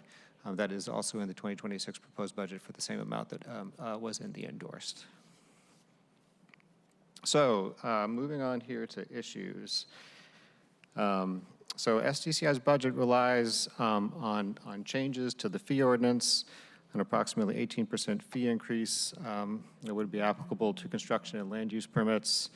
The proposed increase is anticipated to generate about $8.2 million in 2026. That pays for SDCI staff time to review permits that SDCI issues. That revenue would help maintain staffing levels to ensure timely permit review. SDCI, just generally sort of stepping back here, because SDCI is an operating fund department and relies on permit fee revenue, it's subject to a lot of volatility in the industry that it regulates, so the construction industry. And to address that, it relies on essentially two mechanisms. One is contingent budget authority, which allows SDCI to add staff without explicit council approval up to a limit when permit volumes increase. To do that, SDCI has to have revenue to support those staff. So there has to be a lot of revenue coming in from permit volumes, but that is how SDCI staffs up when times are good. SDCI also relies on a core staffing reserve when times are bad. And that reserve is intended to maintain trained staff with institutional knowledge so that they don't have to lay that staff off, so that when times become good again, There are folks who know how to administer the code and issue permits efficiently. So the proposed budget would increase fees for building permits to maintain that core staffing reserve. But even with that 18% increase, there would be a drawdown in the core staffing reserve in 2026. So there are a couple of options here. When SDCI presented, there was some concern by council members about that increased fee and what that may mean for the regulated community and potentially their customers, so tenants and purchasers of homes. And so I have a few options here for the council to consider. One is to reduce the rate of increase in 2026 and signal the council's intent to increase fees when the core staffing reserve drops below an established threshold. Another is through a statement of legislative intent require quarterly reporting on permit volumes, workload, and fund balance to establish the council's intent to make future adjustments based on the health of the construction inspections fund. So to look at potential fee increases if necessary and also decreases if necessary to maintain the health of the construction inspections fund. The third option is to make no change and approve the mayor's budget as proposed. Keatle, thank you. Yes. I see my colleagues questioning why I'm raising my own hand. It is to signal that we are all in this together. I am just but the servant of this meeting, not the boss. Keatle, thank you for that presentation. When SDCI presented, we had a couple other more difficult choices put on the table as well, which is we could increase general fund to the permit staffing, even though it's fee-based, and that's a policy choice, or we could lay off additional staff. Neither of those are very attractive options, especially the latter, but I just wanted to highlight colleagues, Keatle has done a good job of framing what are some attainable actions that we could engage in with this budget. Yeah, there were some questions also during SDCI's presentation about sort of what other jurisdictions charge. And most building permits are charged a fee that is based on the value of the construction. That's true across, not just something that the city does, it's something that every jurisdiction does.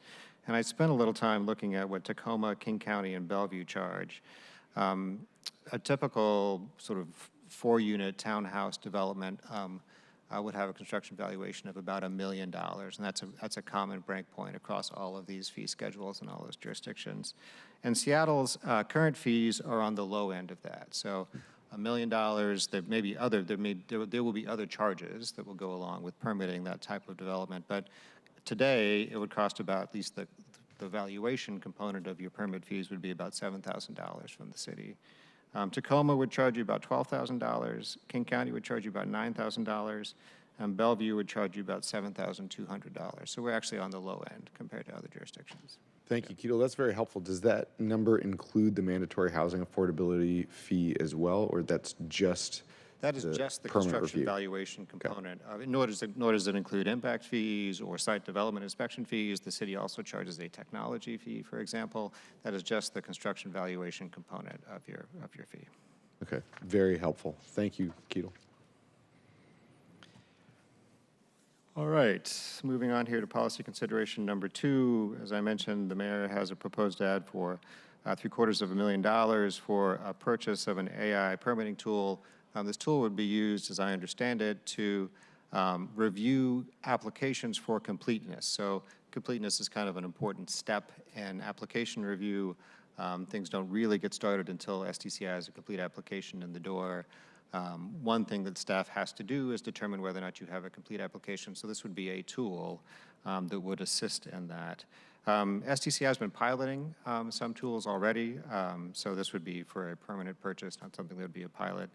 The out-of-pocket cost for the tool would be, for purchasing the tool would be $500,000, and then there would be an ongoing cost of about $250,000 every year for integration with the city's Acela permitting system, and also for subscriptions for this software tool. SDCI has a fund, part of the Construction Inspections Fund, that is dedicated to process improvements and technology purchases and things like that. So it's a little bit unusual for the mayor to propose to purchase something like this with general fund revenue. We talked a little bit about the health of the Construction Inspections Fund just a minute ago. It's not in great condition, so you can understand why there may be a general fund appropriation for this purpose. But there is a question here for the council about whether or not this is a purchase that the city should make at this time, and also what the color of money should be for the purchase. So I've put a couple of options up here for you related to that. One is to use the Construction and Inspections Fund revenue to make the purchase, so there would not be a $500,000 hit on the general fund. That would not be great for the Construction and Inspections Fund, but it is an eligible use of that revenue. And then the other is to defer the purchase of the AI permitting tool to a time when the construction inspection permit revenue, the Construction Inspections Fund, is a little bit healthier, in which case that would mean deferring the purchase this year, and possibly even beyond if conditions stay the way they are. Thank you. And Keto, before moving on here, my only comment on this is that we would not have been able to process permits through the pandemic without Acela and Bluebeam, which were technologies we changed over from paper at SDCI in 2019, 2018. That said, it's an improvement to have Acela and Bluebeam, yet those contracts are not performing necessarily to the metrics that I believe we want. And so there does, with a technology like this, I think that there are opportunities for improvements. Ultimately, it comes down to how willing is the contractor that we're using to meet the expectations that we have. I say that because, again, Seattle is different than all other 281 cities and towns in Seattle based on our size, our complexity. For instance, colleagues, we are the only full-time city council in the state, as an example. So I'm interested in this and also wary of unforeseen cost. Thank you. Back to you. Okay. Moving on here to the third issue. This is actually sort of a combined SDCI OPCD issue. I'll cover it here. It has to do with code development resources. So it was the case at one time that what is now OPCD and SDCI were part of the same department, and they were split apart, and SDCI mostly does permitting stuff now, and OPCD does long-range planning stuff now. And in the course of the city's history, that has happened a few times where the permitting department has been severed from the planning department and then recombined. So but both departments have responsibility for generating land use code and other policy changes that the council reviews. And sometimes there's a pretty clear division of labor where it's obvious that one department should do one and one department should do the other. So for example, SDCI administers a host of technical codes, has a construction code advisory board. That is all squarely within SDCI's wheelhouse as a regulator of construction. So it's clear that that's something that SDCI should do. Similarly, SDCI also generates every other year or so an omnibus land use code bill that includes, among other things, technical changes that SDCI has identified that in the course of administering the code that they think would make it easier to administer the code. So that's on sort of obviously in SDCI's wheelhouse. OPCD does the comprehensive planning for the city, and for broad GMA mandates, they also generate legislation for the council. So that's why you saw OPCD develop the House Bill 1110, both permanent and interim regulations for the council to consider. And both departments don't work in isolation. They work with each other. Planners at SDCI work with planners at OPCD in drafting legislation for the council to consider. But in recent years, the council has I should maybe step back. And as you all know, the state legislature has become increasingly interested in mandates for planning and have memorialized those in the Growth Management Act, both mandates and opportunities, some stuff that is elective, some stuff that is required. So in prior years, there may have been more deference to local control. In recent years, there is less deference. And as a consequence, there is a burden on the city to develop regulations that are consistent with the mandates coming from the state. So in recent years, both SDCI and OPCD have failed to meet some of those statutorily imposed deadlines. for both state and federal mandates. Sort of a few examples that you all are familiar with. The House Bill 1110 stuff, the middle housing, on a track to put permanent regulations in place here, hopefully by the end of the year. But for the time being, beginning in June, the council had to put interim regulations in place. Similarly, House Bill 1293 related to design review. We're in a state now where we have interim regulations and not permanent regulations. On a sort of a broader kind of federal look, we, I think, have extended a mandate from FEMA for floodplain updates. I think we're on the 9th extension of that. So there are things that the city has been required to do that we have not been able to accomplish by the deadlines set by the state and the federal government. And in fairness to both of those departments, some of those deadlines, there have been factors beyond their control and delivering some things to the council in a timely fashion, such as SEPA appeals and things like that.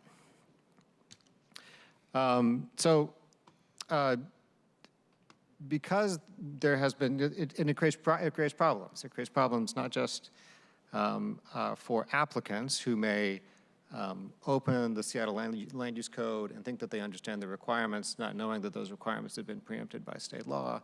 It also creates budgetary problems potentially for the council because the state increasingly has been moving towards possibly punitive measures to induce jurisdictions to comply, so withholding grant funds and things like that. So there's a few options here for the council to consider in trying to sort out how things can get to the council sooner. One is to request that SDCI and OPCD jointly prepare a response to a statement of legislative intent that identifies how current and future legislative mandates will be prioritized and transmitted to the council for timely action by the council. So getting them both to look at the broad mandates out there, have clear divisions of labor as between which departments about who will do what, and then letting the council know when to expect those things. So it's not happening kind of on an ad hoc, we need an interim piece of legislation to maintain compliance with state law. Another and potentially more draconian, so the first is a carrot, an invitation.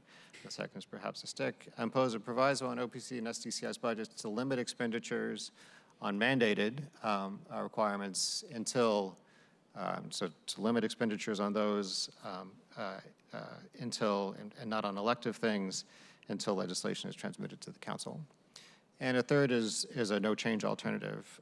There's a fourth alternative here, which I'll offer for SDCI's budget, and this is actually true for many of the issues which I've identified, which is that there is a new director coming into OPCD, coming into SDCI. So as part of the confirmation process for that director, timeliness of legislation,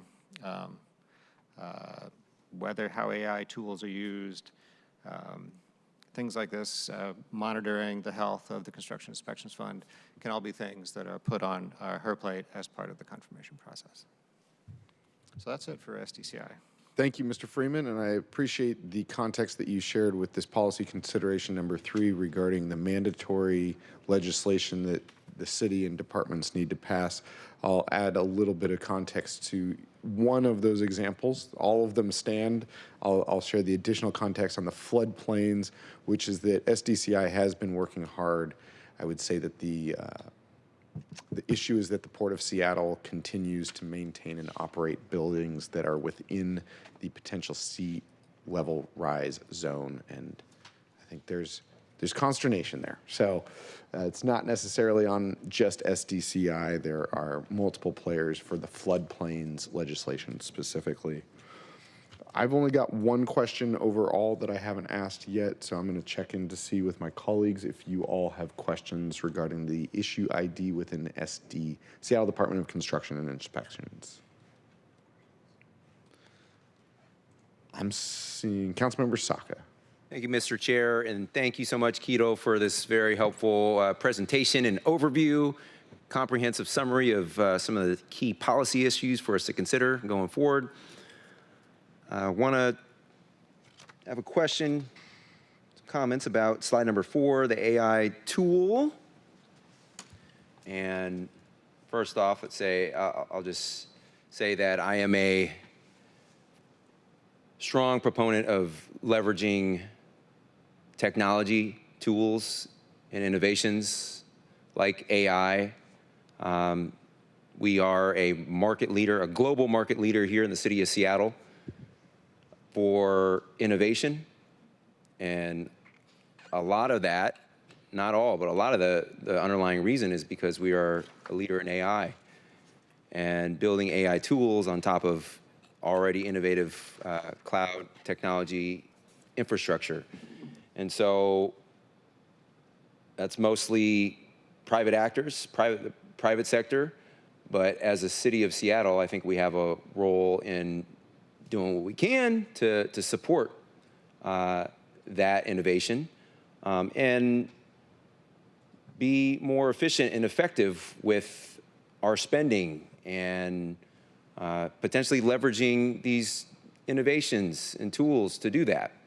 And so, you know, just as someone who really geeks out about tech, former tech worker for 10 years before I joined the council, I see a really important opportunity for us as a city. And I'm not necessarily talking about this specific deployment or implementation of an AI tool in the context of permitting for the department here, but just more broadly.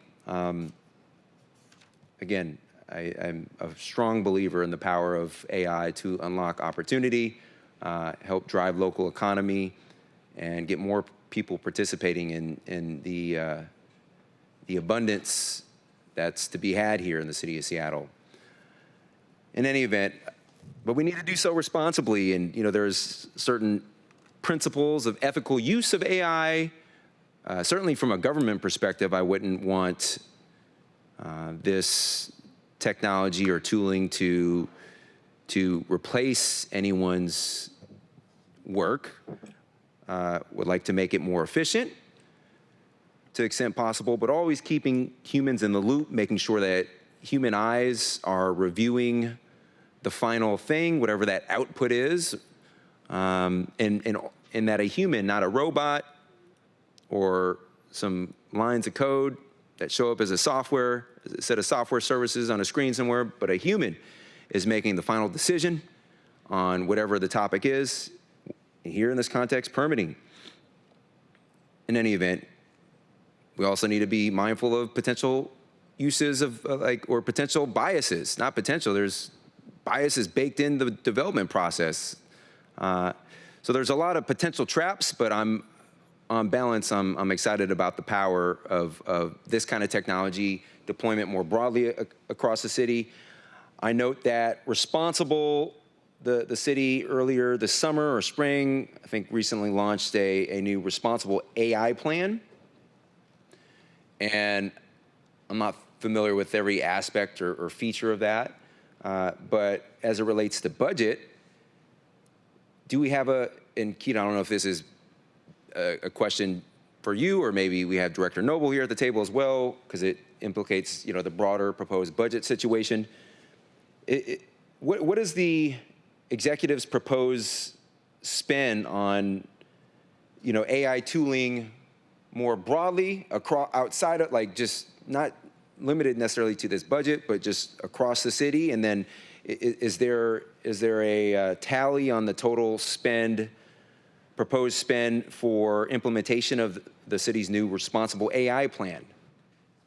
I mean, I think I'm going to let Director Noble answer most of that question. I think it's a good one. I'll just sort of highlight one of the things that I think you're alluding to there is that in terms of sort of replacement of what a human does, a permit being complete is actually a really important thing. A lot of legal rights that an applicant may have hinge on a determination of whether or not a permit application is complete. You vest when you have a complete building permit application. So it's not a small thing.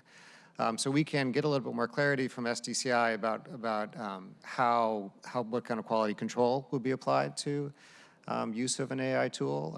But I mean, you can imagine similar kind of almost legal issues being a component of the use of any AI tool in certain kind of city business practices. With respect to the broader use of AI in the city, I don't have an answer on the specifics. I do know that Seattle IT has been piloting with a group of people access to, I'm not going to name a brand, but one of the better known AI tools, one that fits the city's software suite, if you will. But I don't know the status, and actually one of Tom Meixell on our team has been in that loop, if you will, and has been testing out some things. But I don't have an answer to you in terms of kind of what the broader plan is, and what, if any, financial implications have been thought through at Seattle IT. We can follow up with that question. Yep. Thank you so much. Appreciate your comments here and insights, and yeah, would appreciate some follow-up and clarity on that with the executive. And thank you, Mr. Chair. No further questions, but go Mariners. Thank you, Councilmember Saka. I believe I see Councilmember Rink. Thank you, Chair. And yes, to echo my colleague, go Mariners. And I suppose I don't mean to draw a contrast to my colleague, Councilmember Saka, but I do want to take this as an opportunity to publicly state my apprehension around some of the AI investments and some of the policy around AI, and with a couple of questions, because I'd be remiss if I didn't uplift, as chair of City Light, the energy demands associated with AI. And I know we in committee received a briefing earlier this year, understanding that right now City Light's not providing energy to any of our data centers, but we've received requests.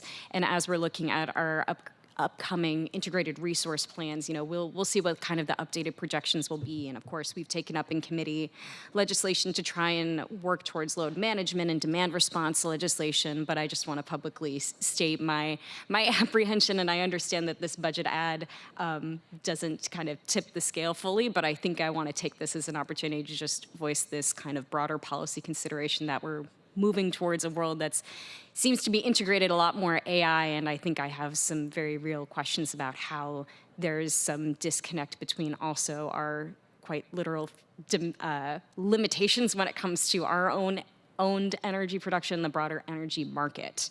And so I think it's also worth noting that just in the past hour, Biden's former energy envoy is warning that the AI energy demand could soon become a crisis. And so I think I'm just uplifting at this time, my broader concerns about how we are approaching AI integration and how that may be out of step with also our current energy policies and where we're going. And hoping that there's opportunity from a policy standpoint to look towards how we work with City Light towards more owned energy production. But I also want to take this as a point to say that I'm hopeful that we can look towards ensuring that workers have a voice at the table where we're talking about integration of AI tools. I know there was a really important bill in Olympia this year about AI as a part of the bargaining table, and I know that did not go through, but thinking about just a more holistic city policy about how we are ensuring that our city unions also have a voice on this matter is particularly important to me. So it's an open-ended question for Keatle, and I know I just touched on a number of other city departments and policies, but I'm thinking holistically about how we're tying our strategies, how the executive might be thinking about strategies for AI software integration to also the broader strategies we have related to energy utilization, load management, and paired with that, if there's any policy considerations on the council side that we could take up when it comes to ensuring that our city unions could have a voice at the table when it comes to bargaining or integration of AI tools. Turn to Ben Noble to answer the question.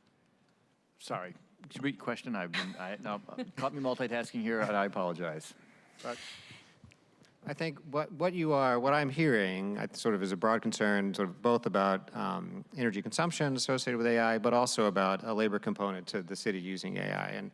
And those are obviously issues that go well beyond sort of SDCI's scope, but they sound to me like two things. One is some kind of a statement of legislative intent to maybe the Seattle IT or something like that, asking for policy development around AI, sort of when it is appropriate for the city to use AI as a tool. And I'm sure it's more than just Seattle IT that would be involved in something like that.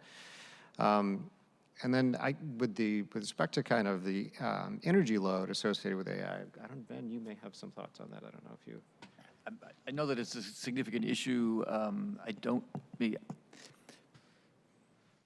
at least there are a set of strategic questions around City Light that actually historically we're engaged in and do know well, which is that City Light is a portfolio of power that is designed to, on more than an average basis, exceed the city's demand, so that we are,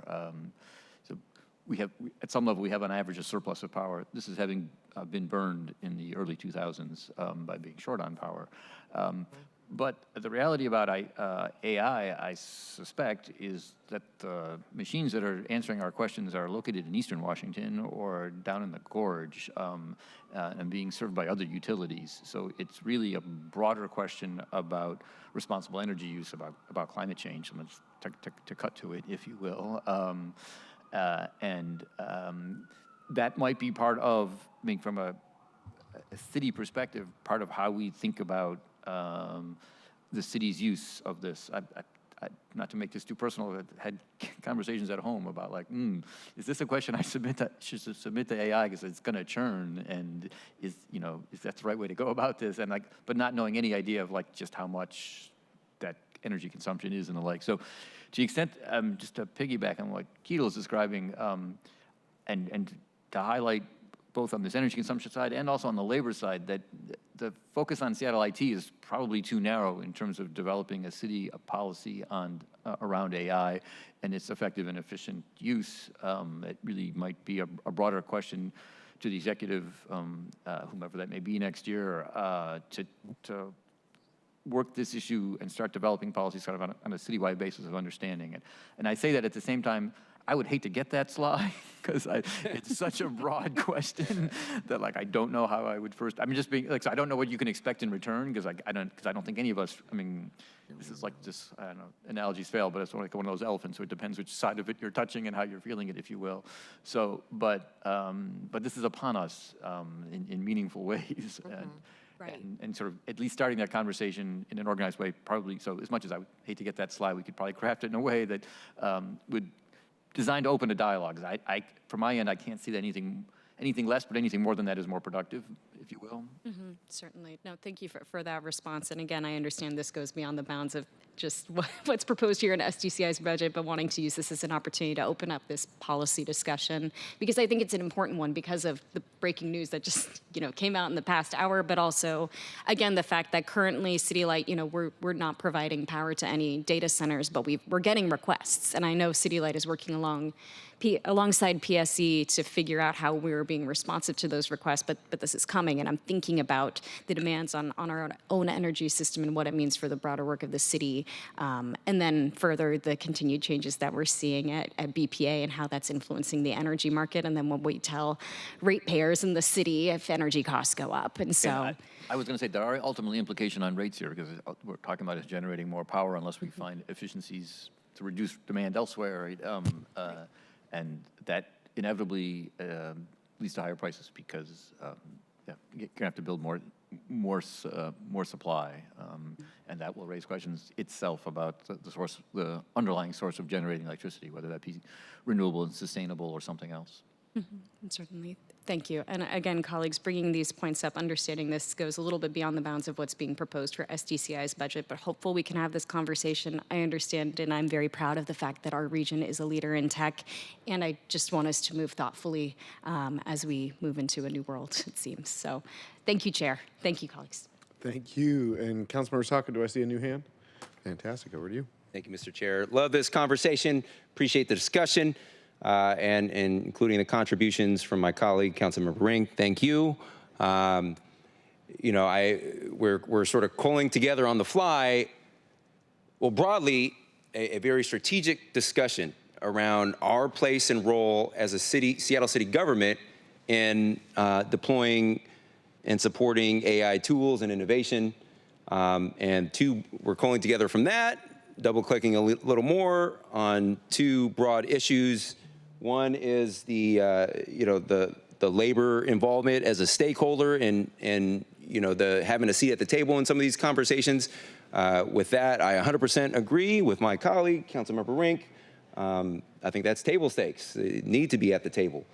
The other issue is another apt and strategic one as well about the energy policies and the impact and energy consumption and limited demand that these AI tools, I guess, generate or contribute to the demand. City Light has, I sit on Councilmember Rink's City Light Committee. You know, that department has a lot of complex, really thorny, gnarly problems to solve as they do forecasting and figure out where they're going to meet the significantly increasing demand over the next few years and decade. Really complex, like nitty-gritty, thorny stuff. And as legislators, as elected officials in this city, we play an important oversight role in that. But like, I also want to note that the pace of innovation in AI tooling right now is moving lightning quick. I wish I could snap. I can't snap. It's moving lightning quick.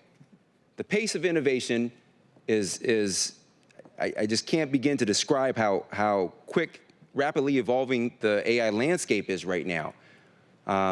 Earlier this year, for example, a Chinese company named DeepSeek came up with a novel new method that previously no one thought was possible, that essentially shortcutted all the work that the ChatGPTs and OpenAIs of the world were doing, and significantly shortcutting that, and therefore there was a corresponding decrease, significant one, in the amount of energy consumption that was ultimately used. I think it was a wake-up call for a lot of local AI software and services providers, and my hope is that many of them have incorporated some of those engineering best practices and principles in their future innovations to drive future efficiencies on which would, if adopted, in part address some of the concerns expressed by Councilmember Rink.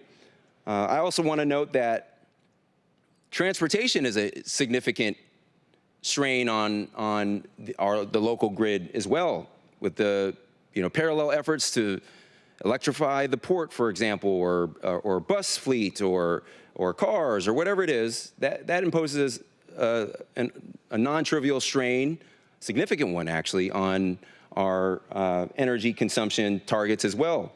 I took a bus this morning that was, I think, fully electric. That adds demand. For me personally, I'm not going to stop taking a bus to address the consumption needs. I think we still need to embrace these tools. So maybe I understand the apprehension, maybe I'm a little less apprehensive and more cautiously optimistic about the promise, mindful of some of the potential pitfalls and perils of this technology as well. Broader strategic conversation that clearly implicates more than just this specific proposed implementation of the department in this one narrow briefing, but it is an important broader topic, and I thank my colleagues and staff here for the great dialogue. Thank you very much, Councilmember Saka. As we see with these issue IDs, they do identify the issues that are within this budget, sometimes within a single department and sometimes cross-cutting. That's where we started with through these presentations just the other day with the cross-cutting issues.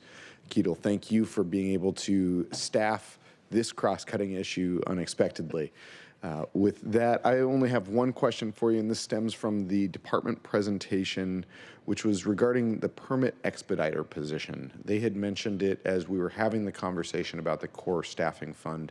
I'll put the questions on the record right now for us to just follow up with, which is, what is the job description? What is the role of the permit expediter, and how many? Do we have hired as staff within SDCI?